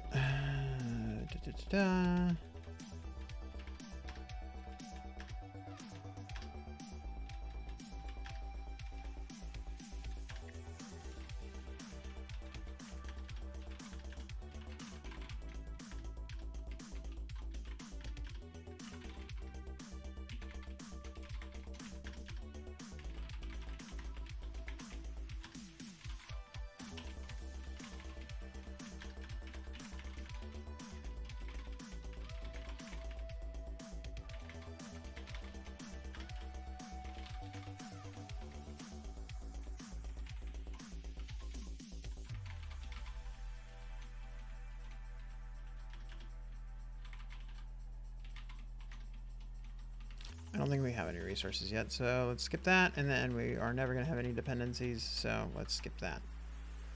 Okay, is this enough to get us a generate?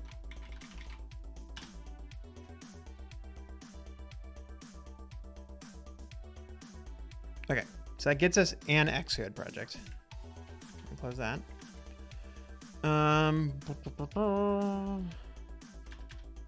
So now that we have this, can we go Xcode build?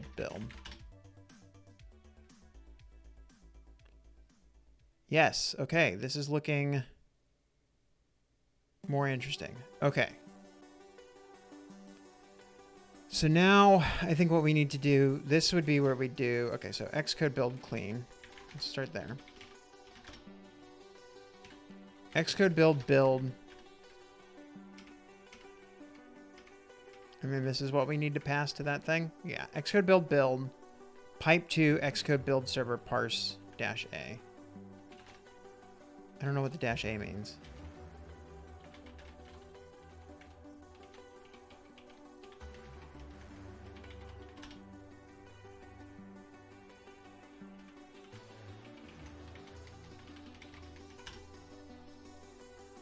Append. Append to output file instead of replace. Same item will overwrite. Should specify output. Okay, so let's not append. Let's just say Xcode build parse. Xcode build server parse, sorry. So Xcode build build. Xcode build server parse.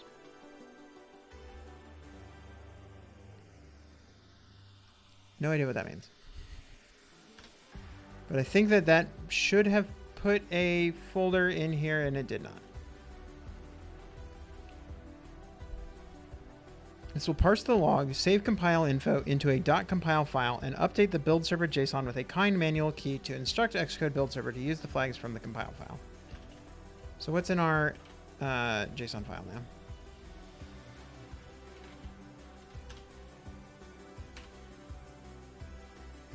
It is kind manual. I don't see anything about what it's talking about with regards to our .compile file, unless it's here in this derived data folder.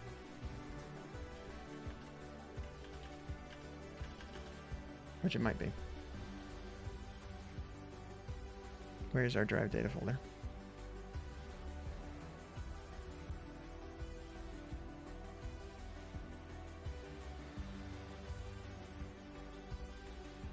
I mean, we also have this build folder, do we? Okay, yeah, open build. What's in here? Nothing interesting. Yeah, so it's got to be inside that build root.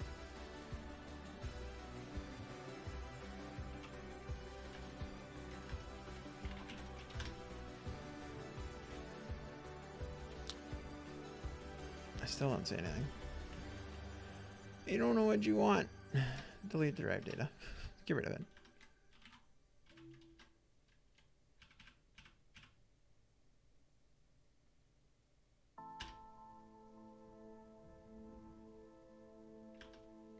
It's saying, yeah, that it's creating some kind of .compile file.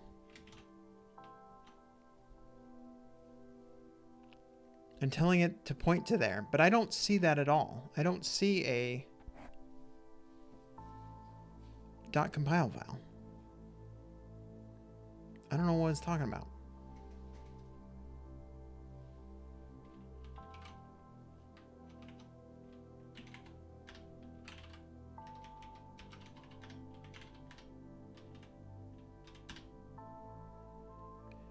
I suspect we would also need to restart EagleOt for this to work anyway. How do I restart that?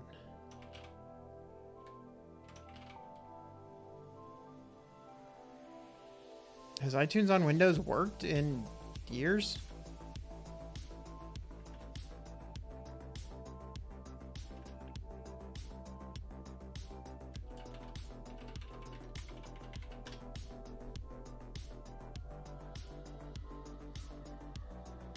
EagleOt reconnect.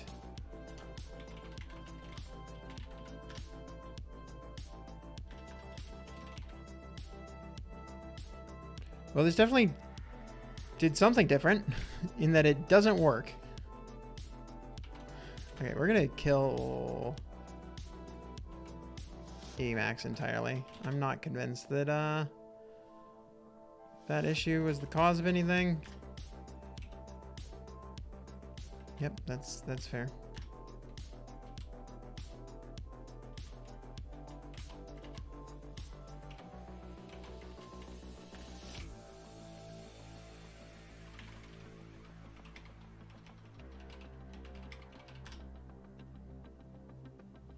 Okay, it is not happy about something. Such file or directory, this is usual. Hey, it's that thing that we did earlier today and forgot about. ZSH/local settings. Maybe we should not echo this.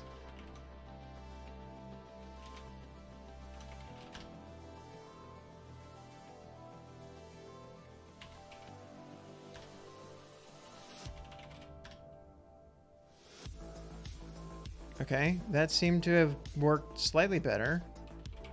So now let's find our sources file. App, sources, no Xcode app. Can we get something better out of here now?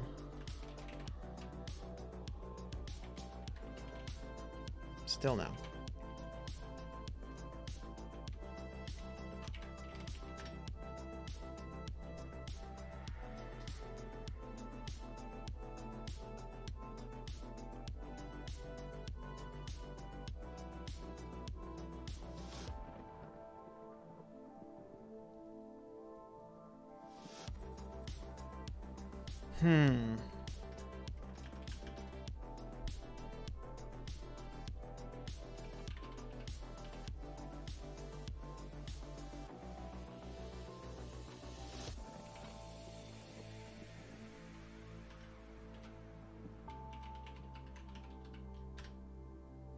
Yeah, why do I have two different versions of this server?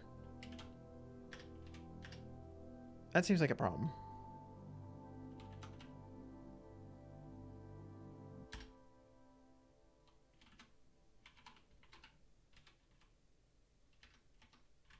Yeah, I want the one down further. Why can't I pick the other one?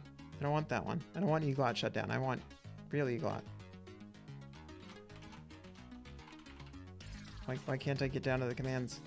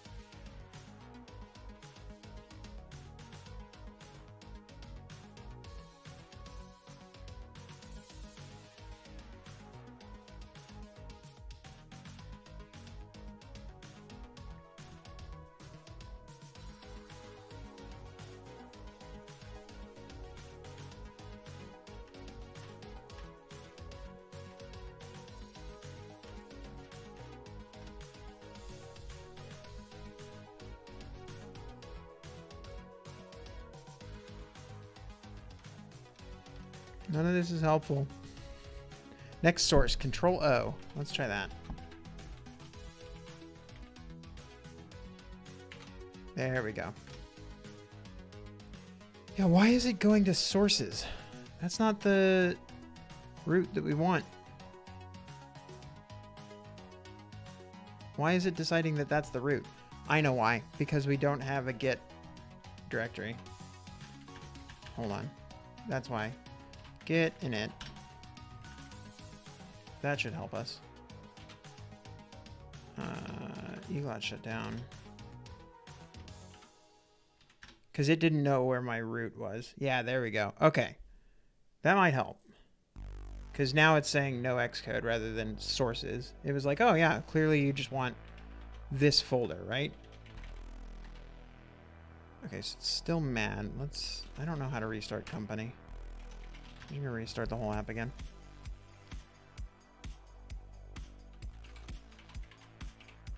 And look, if I do this now, I can hit... Oh, no, that's not it. Hit that, and we actually get our Git stuff. Oh, hey, there's our .compile file. Why could we not see that earlier? Was I looking for a .compile file in Finder? Was I looking for an honest-to-God actual dot file in Finder?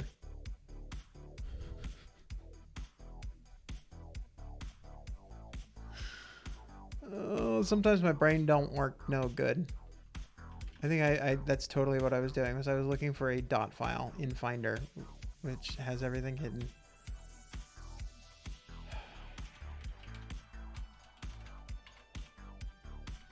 It's fine. If I come into here now, do I get autocomplete content? Oh man, company is still not happy. Command Shift dot, is that a quick way to turn it on and off? I know there's a defaults right command to do it. Command Shift dot? Well, that doesn't help me.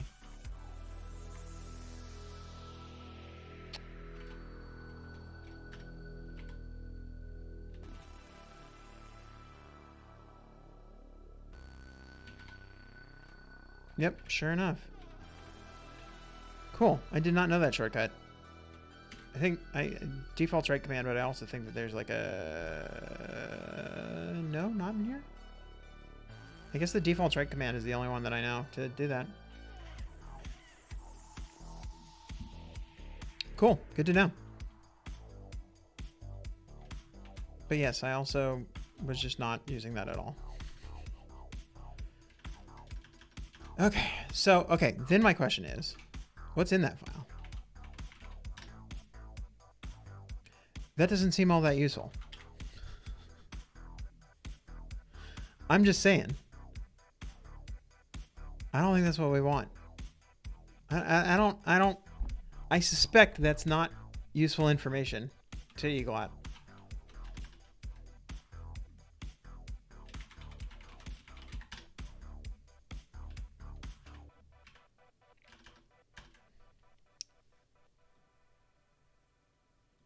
It's quite a compression algorithm. Definitely.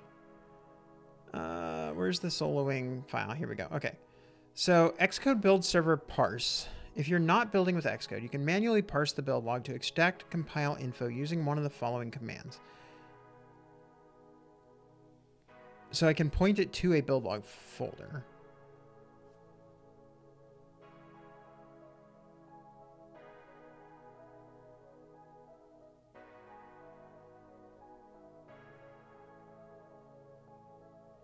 You use Xcode build and want to see raw output. Currently, you can use the following commands: t to build.log, parse-a build.log.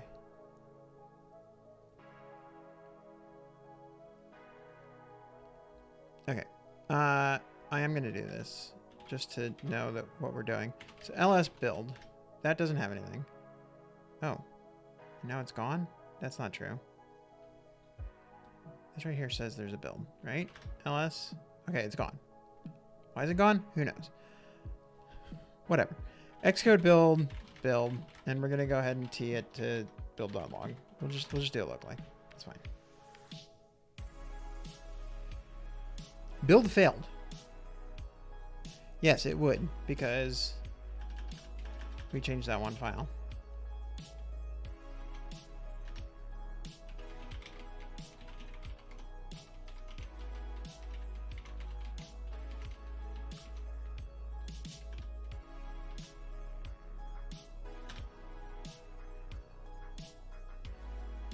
My guess is that's what that -a is for, is that we only want it to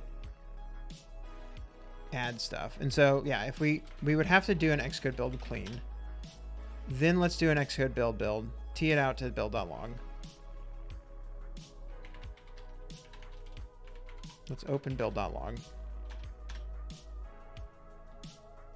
Which opened in Z for some reason, but whatever. Okay, so we only have one build succeeded, so that means it didn't append it to anything. That's fine. That's actually what we want. So now we've got that file. So now we do an Xcode build server parse build.log. Now what does our compile file look like? Hey, that looks a lot more useful. A lot more useful. I'm going to kill this because I don't think that our restarting is working correctly, but we'll try it. And now let's go to this file. They go to there. Open our no Xcode Swift.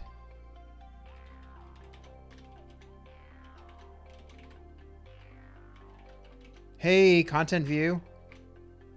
Okay, that part's not working because that's just how Emacs works, but init name, sweet.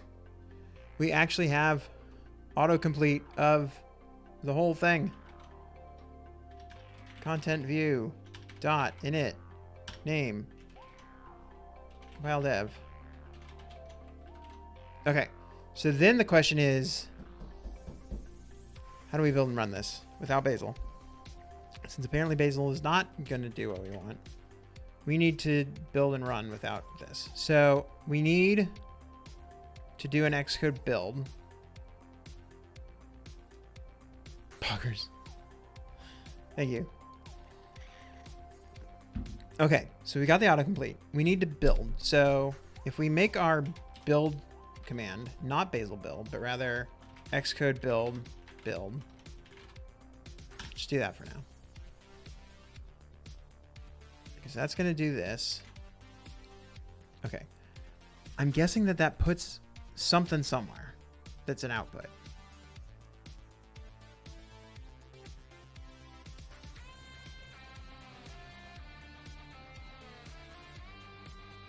No Xcode.app? Okay. Could we get an IPA or something? Sorry, I don't... Can't breathe. Can we get this to... Yeah, if we've got this, do we... Yeah, do we need an IPA? That's my first question. Probably not what we want. We just want this folder. Okay. Given that we've got this, yeah, do we need an IPA here?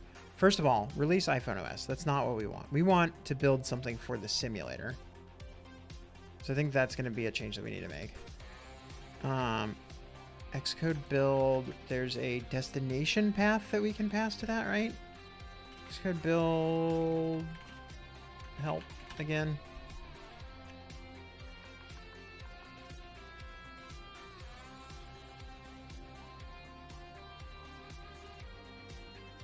SDK, maybe that's what we need.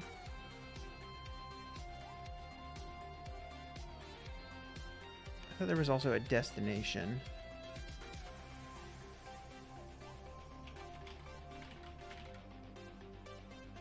There is a destination.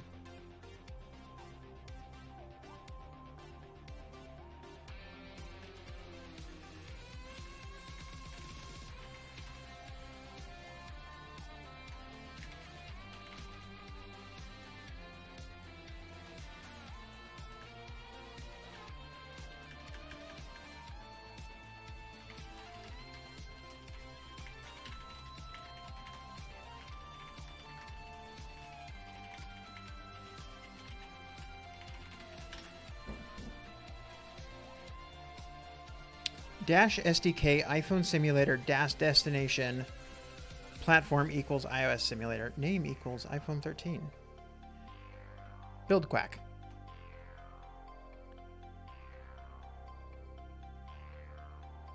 But yeah, that gets us close enough.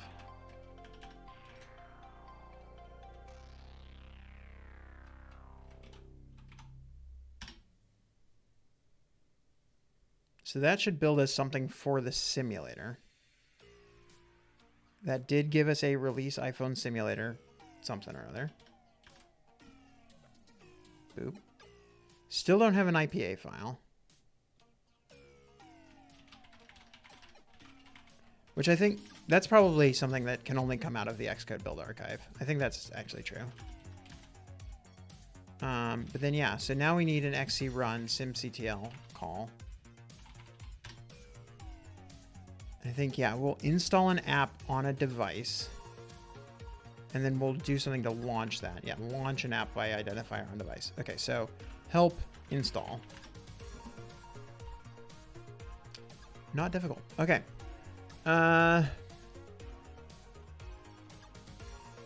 XC run simctl. Do we have a simulator running already? Okay, here's what we're gonna do. We're gonna kill this app. What I actually mean by that is we're going to delete the app. Okay, so we have a path somewhere. We'll just drag and drop this in here. Booted, and then a path. That didn't help. Or the special booted string. Unrecognized subcommand. Oh, did I forget the word install?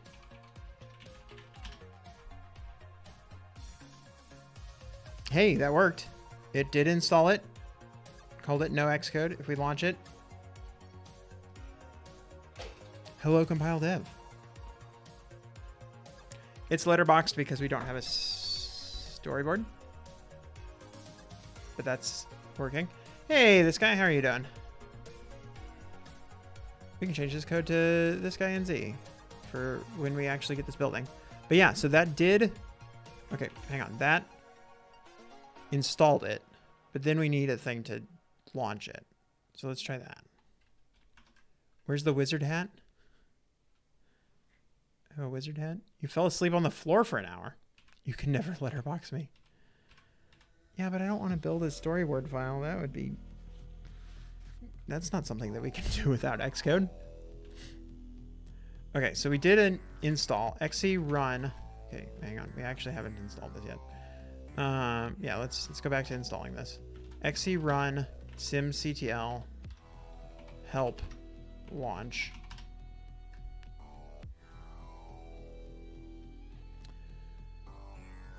We definitely want this dash terminate running process. That sounds good.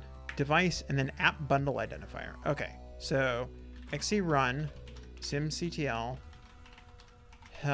launch terminate running process.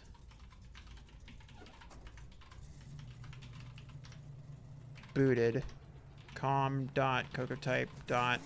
No Xcode.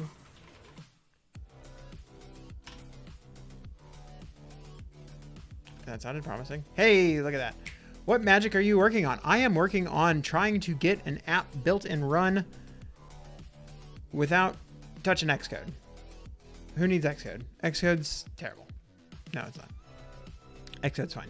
But I was bored, so I wanted to try to do it without Xcode. And we've actually gotten pretty far. Look at this. Watch. Watch what we can do. We're going to delete this line of code. This is all Emacs. This is the good stuff.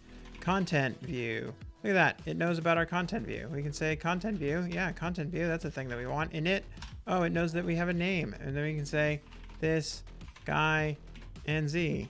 Blah, blah. He's trying to work around the crash Xcode redeem. Exactly. Y'all can't do anything about it.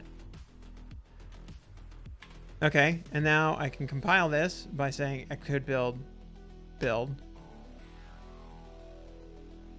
That will build the thing. And so then the part that I need to work on next is I need a run command from inside here. And that run command will actually open the simulator and launch it. That's what we're trying to do next, I think.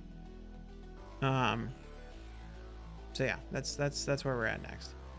I guess it would really just come down to typing these things here. Oh, that Xcode build won't work. Hold on. We're not done with that part yet. Xcode build. This required that SDK iPhone simulator dash destination. What was the line that developer.duck gave me? Platform iOS simulator name equals iPhone 13. I think probably what we'll eventually want to do is we would want to change, like we would want to export these compile commands out to something, either something built into Emacs itself, or we have like a shell script inside here that we can run. I don't know. I haven't decided that part yet. But yeah, let's build it for the simulator. So that'll build there. Build finished. And then our run command, this is going to be Xcode build. No. XC run simctl install. We need the whole list, basically. Booted, and then we need the path. And scripts. Oh, no. Yeah, no, the simulator is not banned yet. What I wanted to do tonight was get this all the way running on an actual physical device. I don't know that we're going to have time to do that. But we'll see how far we can get. XC run simctl. Here, we actually have it. It's right here.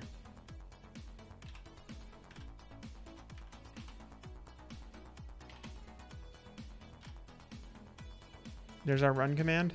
So let's try that.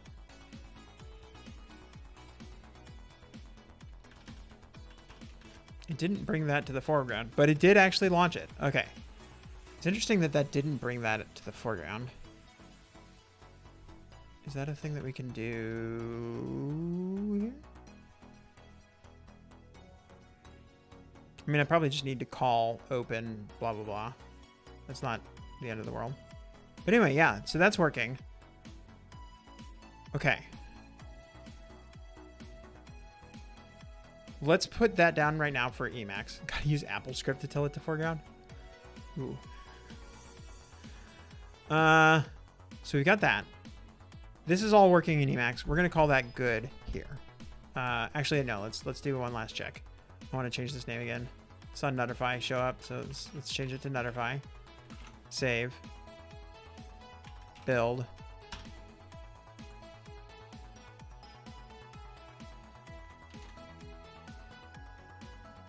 Run. Hey, there we go. Okay. So yeah, let's set Emacs down for a minute, and let's try to get that working in VS Code. Which might be easier, might be harder. Who knows? We'll find out. Launch.json. So all of this is wrong now. Our launch command. See, now this is the problem. We have a launch command. This is run and debug, but where's our actual like build command? VS Code launch JSON. But is there a separate one for building versus launching?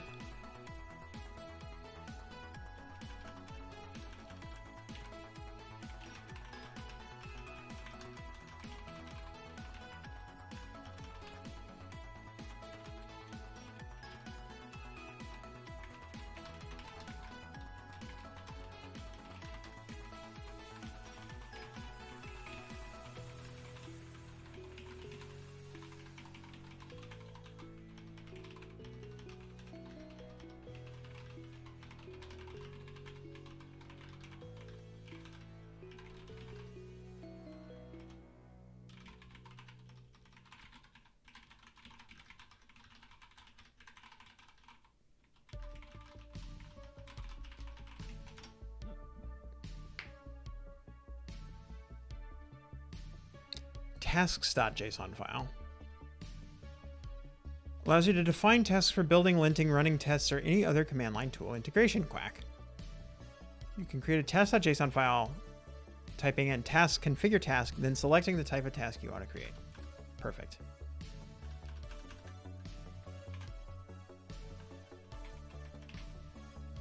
Configure task? Is that what it said? You missed Drunk Duck. Sorry.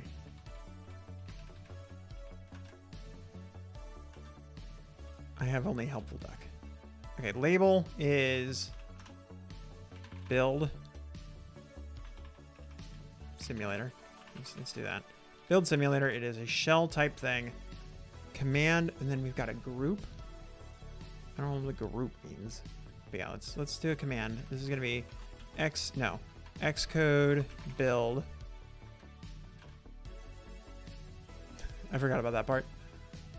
Xcode build. Yeah, let's go grab the whole thing.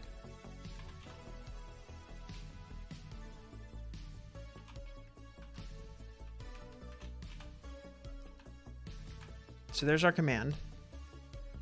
And then, yeah, I guess our launch would be same deal. Actually, not the same deal. Well, here's the problem here. Like, launch...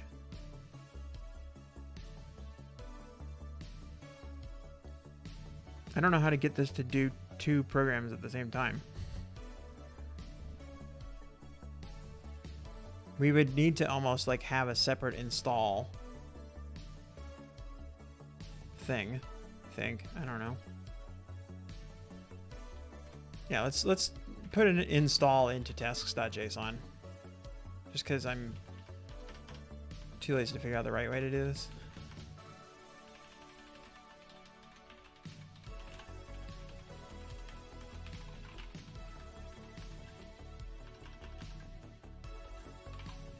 Oh God.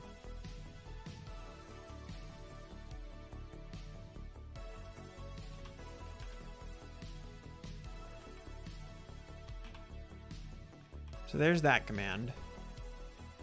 And then now let's go into the launch JSON. This is going to be which XC run. I don't know why these two paths are so different, but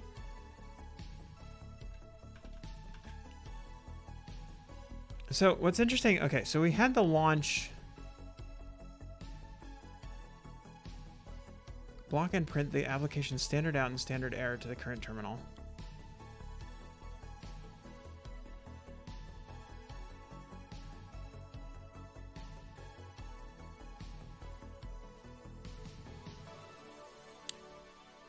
Because I'm wondering,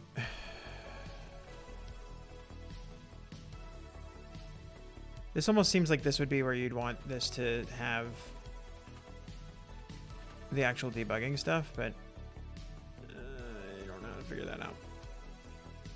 I'm calling that beyond the scope of what we're trying to do. That's fine. SimCTL. Launch. Terminate running process. Booted. I actually forgot that I can just select something and put quotes around it. It's fine. Comma, comma, comma, comma, chameleon. All right, so run. Oh, I didn't like that. Look at the console messages out. Not allowed to attach to process.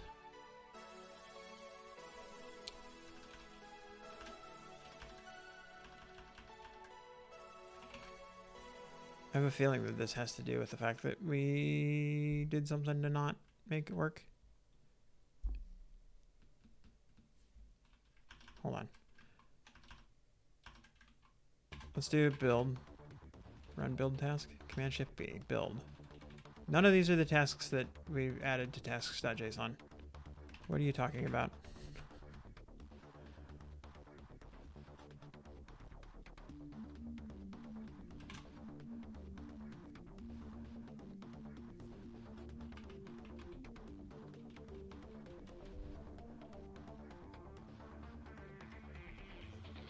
Configure default build task. Hey, build.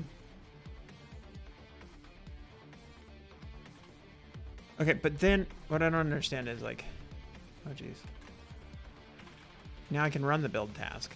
Okay, so that does do a build.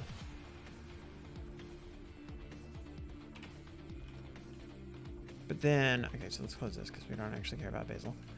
Like I don't understand how to, yeah, run task. Yeah, that's exactly what I wanted. Why was that so hard?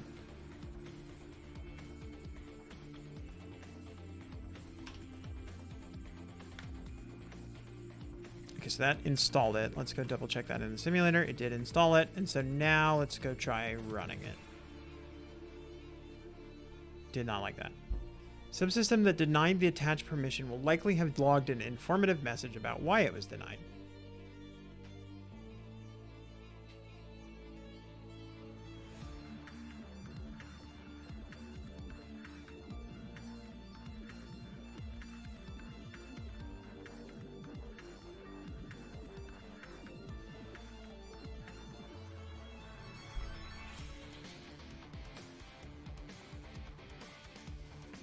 Oh, hang on. I bet I know what the problem is.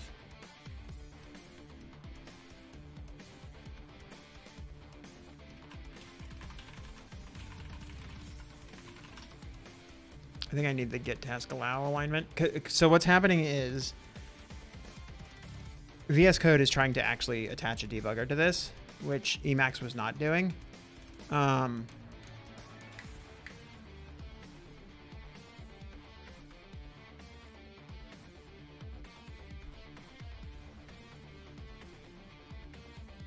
And so it's complaining that it's not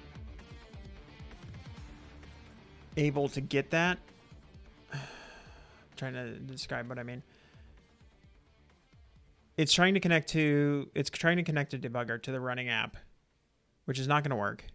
Does XC run allow attaching the debugger? Seems it's trying to attach to that instead of the app, maybe. That could also be the problem. It's trying to attach to XC run.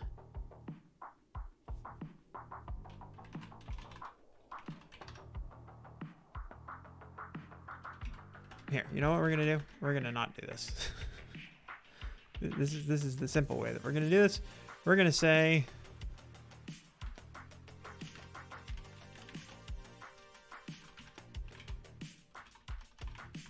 where's our whole thing? We're gonna just not use LLDB in here. Because again, I declared that out of scope. This is a magic thing that I can do.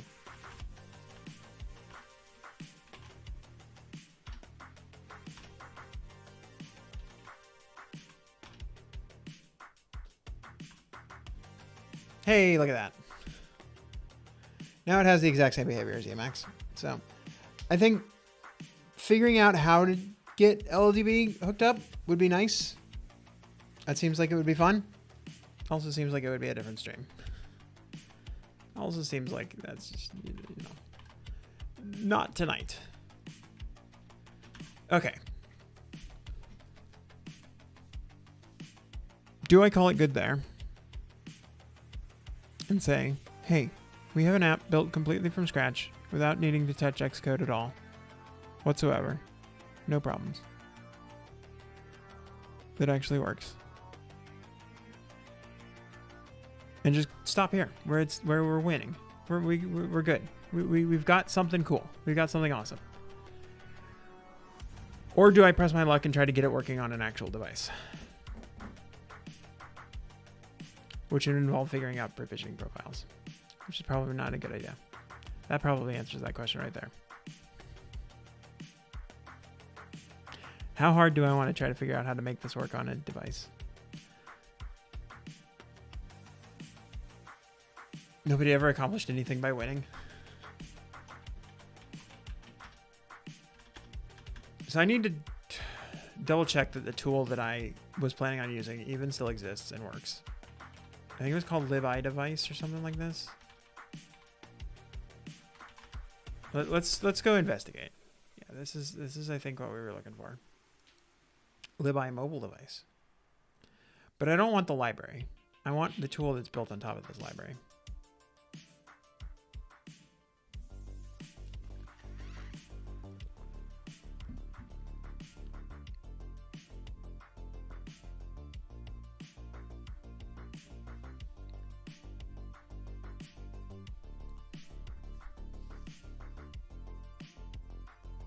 I don't see anything in here about installing anything to a device.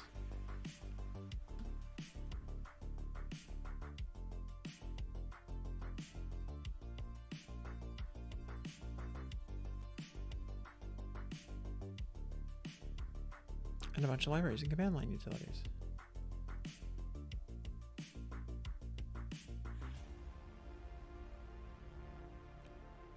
iDevice installer. Here we go. This is what we were looking for. Manage apps of iOS devices. Yes. Boom, boom, boom. Hasn't been touched since 2020. That's probably fine, right?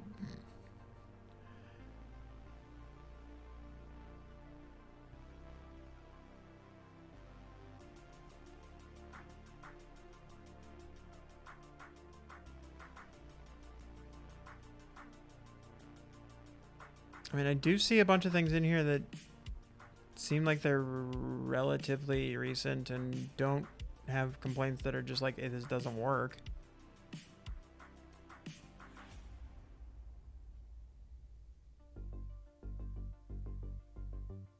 It hasn't been touched in 4 years, but it seems to maybe still work. I don't know. Here's how to install it on Debian.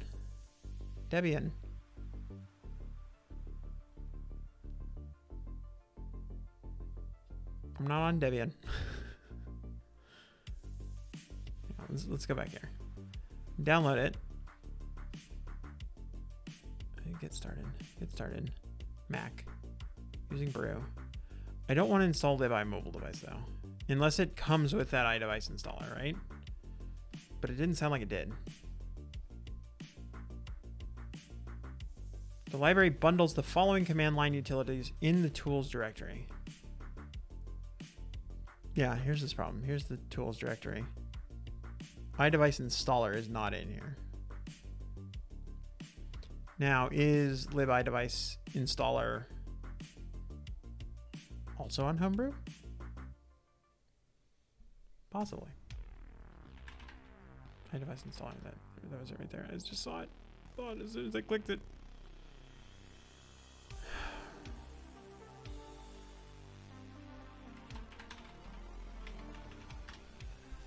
Isn't there somewhere in here where I can search? Yeah, there we go. iDevice installer. Hey, look at that.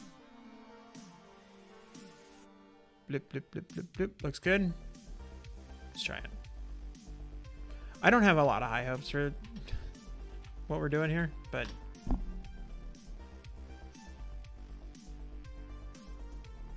let's at least start. Let's see what we can get.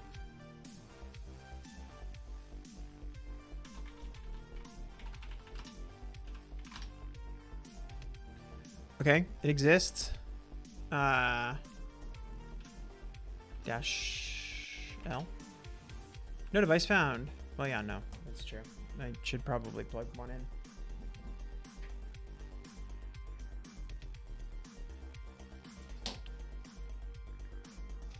It would be a good start for installing something on a device is plugging in the device. Although, I mean, all this stuff should go over the network now, right? The lightning cable. Hold on.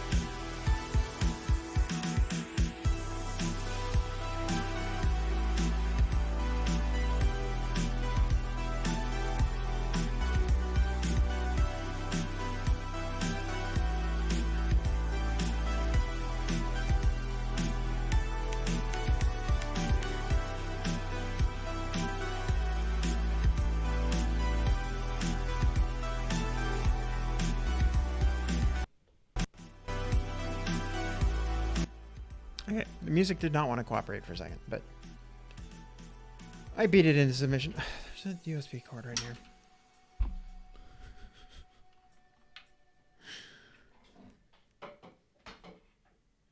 I walked all the way upstairs for this one. There's one right here. It's big.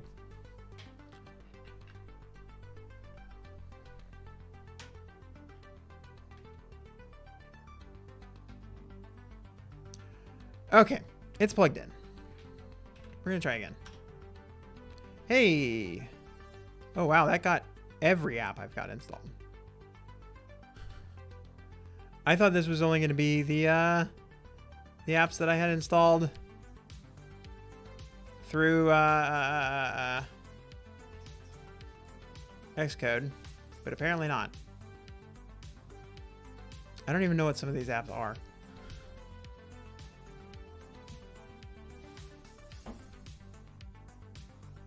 Actually, I know what most of these apps are, I think. Hey, here we go. com.peterwitham.endlesshurdles. That's a pretty cool app. Ooh, here you go. com.peterwitham.jobsearchtracker. Also a very cool app.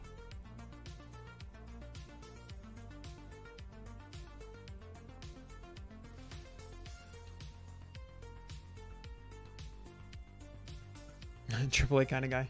Have a good rest of the night. Hope my day has improved. Definitely has improved.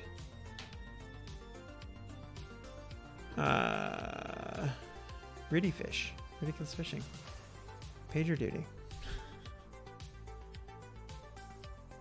Okay, so this is listing all of my apps. Fine. What do I do next? Gotta do the dad thing. If you insist. Alright, so we've got all of our apps. Install an app from a package file specified by Archive. Archive can also be an IPCC file for carrier bundles.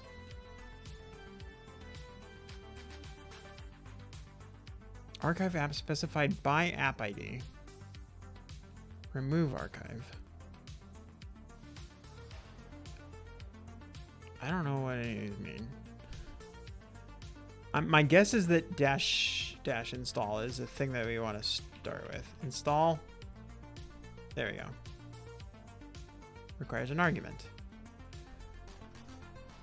I'm guessing I can't get away with just pointing it directly to my .app, but I'm going to try it anyway just to see what error it gives me.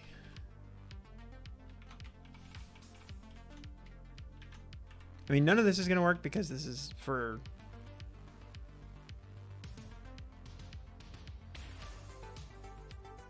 the simulator? Oh, actually, we did build one that wasn't for the simulator, though. So let's try pointing it at that one.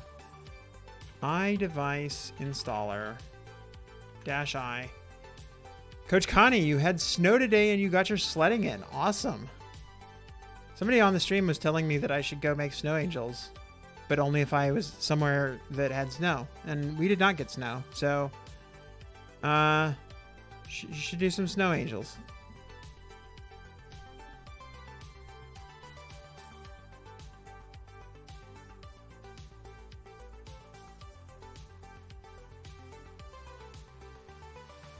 I guess this is what we want to try. Let's try that. iDevice install. Oh, I forgot the word. Come home. Not when it's snowing. Okay, so it doesn't have that file anymore. Okay. Fine. We'll do it the hard way.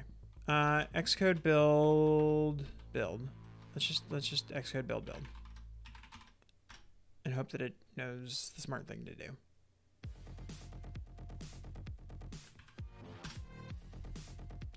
Still no such file or directory. Oh, because it was released -iPhone OS. There's my problem.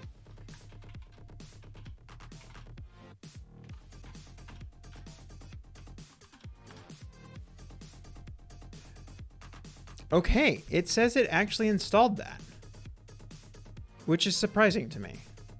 Let's find out if it's true.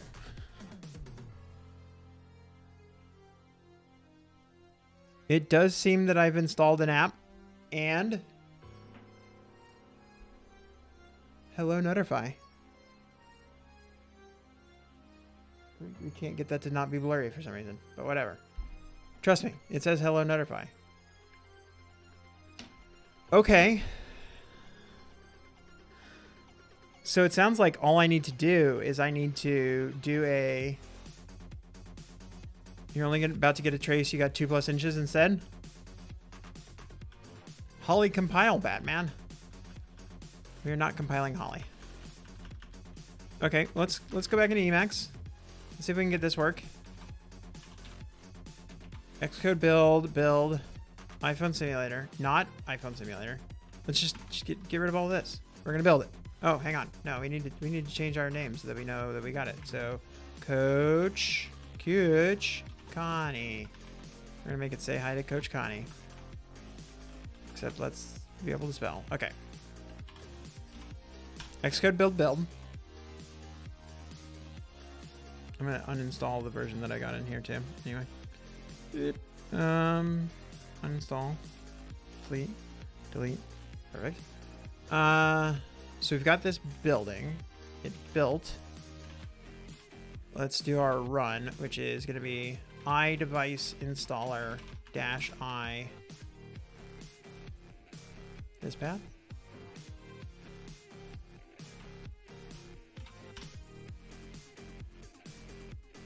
Seems like it worked. Okay, so my question now is, Is there a different libi mobile device thing that I can do that tells it to actually launch the app? Actually, is that already just a part of this?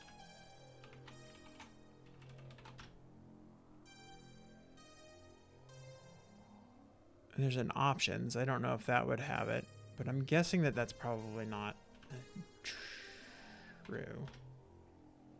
Tell me what... Oh, all of the options are down here. Duh. Uninstall, app only, archive, copy, blah, blah, blah. None of these are launching. So I wonder if they have one that would launch it. I know I'm just delaying whether or not it actually runs.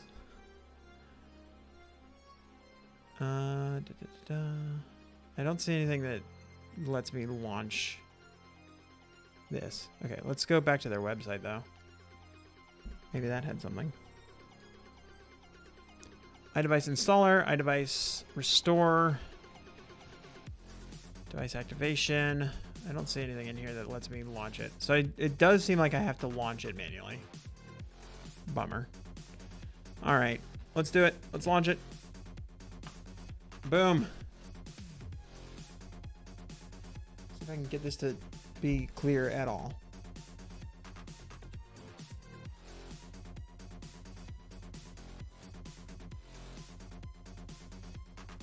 If I hold it up. I mean, you can clearly see that it does say Coach Connie, even if it's blurry. No, it's also reversed for you, isn't it? Hold on. We'll get this. We will force this to work. How do I get this to flip?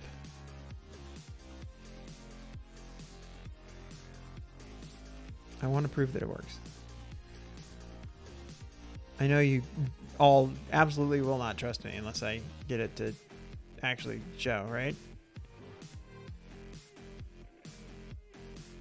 I can't figure out how to make this thing flip at all. What the heck?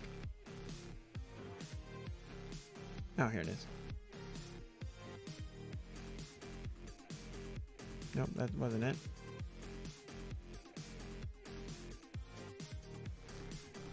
Okay, maybe y'all just don't get to see me see it working. Y'all just have to trust me that it definitely works. Here, I know how I can prove it. Do it the old-fashioned way.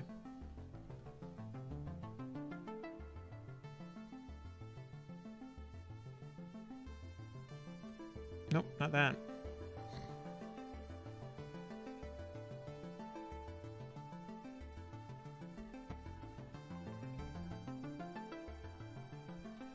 Hooray! That's how we can prove that it works. Just hook it up to QuickTime Player.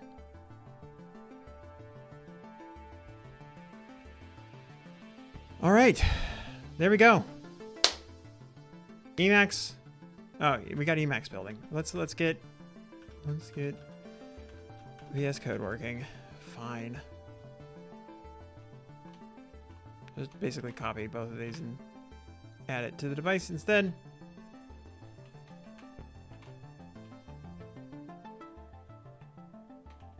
What's the button to, yeah. And D? Yeah, there we go.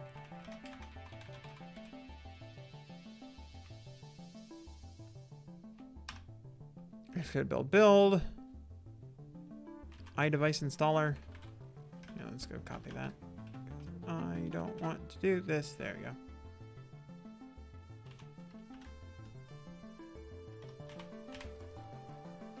So that should build and install for device. Who needs a name? Hasn't gotten a shout out yet. I don't think we've done mono NZ, right? Right. Let's get mono NZ included in here. There's my files, content view, Emacs and Xcode at the same time. No Xcode. Emacs and Visual Studio Code at the same time. Sassy Fajita showed up just in time that we'll put Sassy Fajita's name in here. Yeah, VS Code. I'm not actually using both at the same time. I'm trying to get the same thing working in both cases, but we'll get there. Okay, so we've edited the code to say Sassy Fajita. We're going to run our install task. Sorry, our build task. So that should build for the phone. And then we are going to run our install to device task. And it's going to say we have no idea what you're talking about. iDevice installer. I've never heard of her.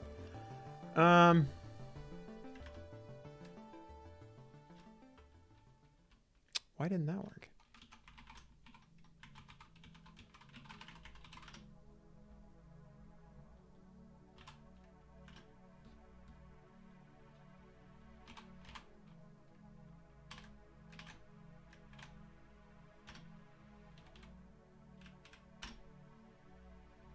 Camera broken? Oh. Uh-oh. Yes, is the answer to that question.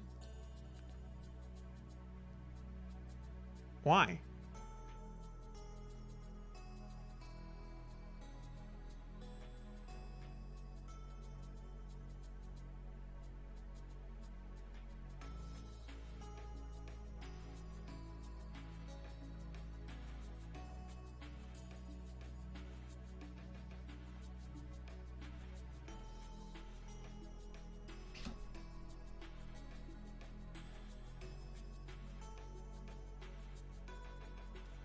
You're about to deliver some freedom and democracy.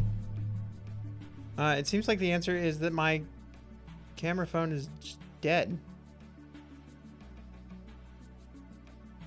I look kind of like Lou from Unbox Therapy. Please tell me that this device is not just dead. That would make me very sad.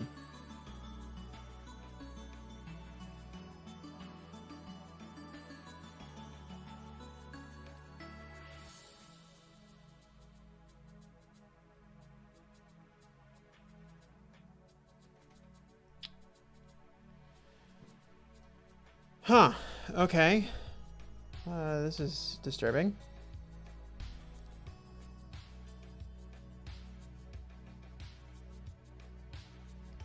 Well, okay. I will investigate that post-stream. But, yeah, no, I don't have a camera anymore. I don't know what happened there.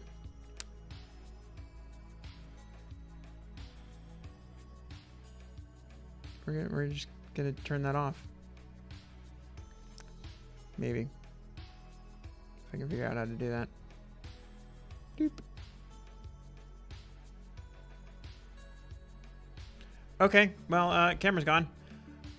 We'll figure that out after the stream. But we'll for now. Yeah, we got this working. Did we get it installed? I think we did get it installed. Yeah, it looks like it was installed. So yeah, let's just go ahead and launch it and then go back over to QuickTime Player. And yeah, it says hello, Sassy Vita. Okay. So we have, yeah, we got everything done that I said I wanted to do at the beginning of the stream. Backup camera should just be that image in the corner of the screen. Perfect. Who's talking? Who is this? What is this? Mocha just showed up, and now y'all have no idea of knowing that that's what happened. I can just say, look, there's a cat. It's an adorable cat. You have no idea. I mean, I'll pick her up and let her meow into the microphone.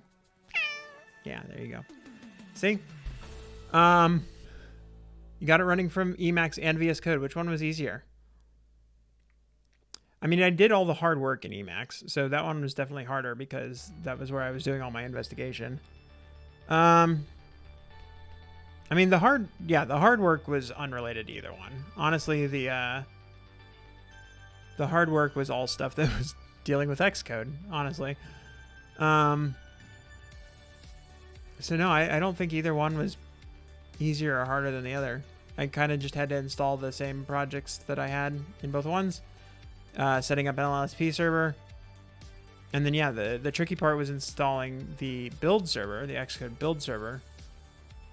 But that was all Xcode related and not anything tied to the projects I was using it in. I would say VS Code was slightly harder just because I'm less familiar with it in terms of like setting up this test.json as opposed to setting up the compile commands over in Emacs. But I think that's just familiarity more than anything else. Yeah, so I honestly, yeah, the problems were all in getting the project itself set up. Integrating it with the tools was pretty easy in both cases, actually. So yeah, I don't think either one was harder. Anyway, I think that's gonna be it for me tonight. Thank you all for watching, and hopefully I will have a camera by the next time I stream again. I don't know what I'm gonna do if I don't, but yeah, thank you all for watching. And yeah, we got everything done that I said I was going to at the beginning of the stream. Get an app completely without Xcode installed and installed on device, running on device. That was a stretch goal, and I'm glad I made it work. Yeah. Hope not. You hope you don't ever see me again. Harsh. Rude. Anyway. Yeah, I should be back Monday, hopefully with a camera again. If not, yeah, it's gonna be pretty boring. I'll just draw a Kineo version of myself that's just like blah blah blah blah blah. That'll be what I'll do. That'll be it. Anyway, yeah, thanks for watching. I'll see you Monday. Goodbye.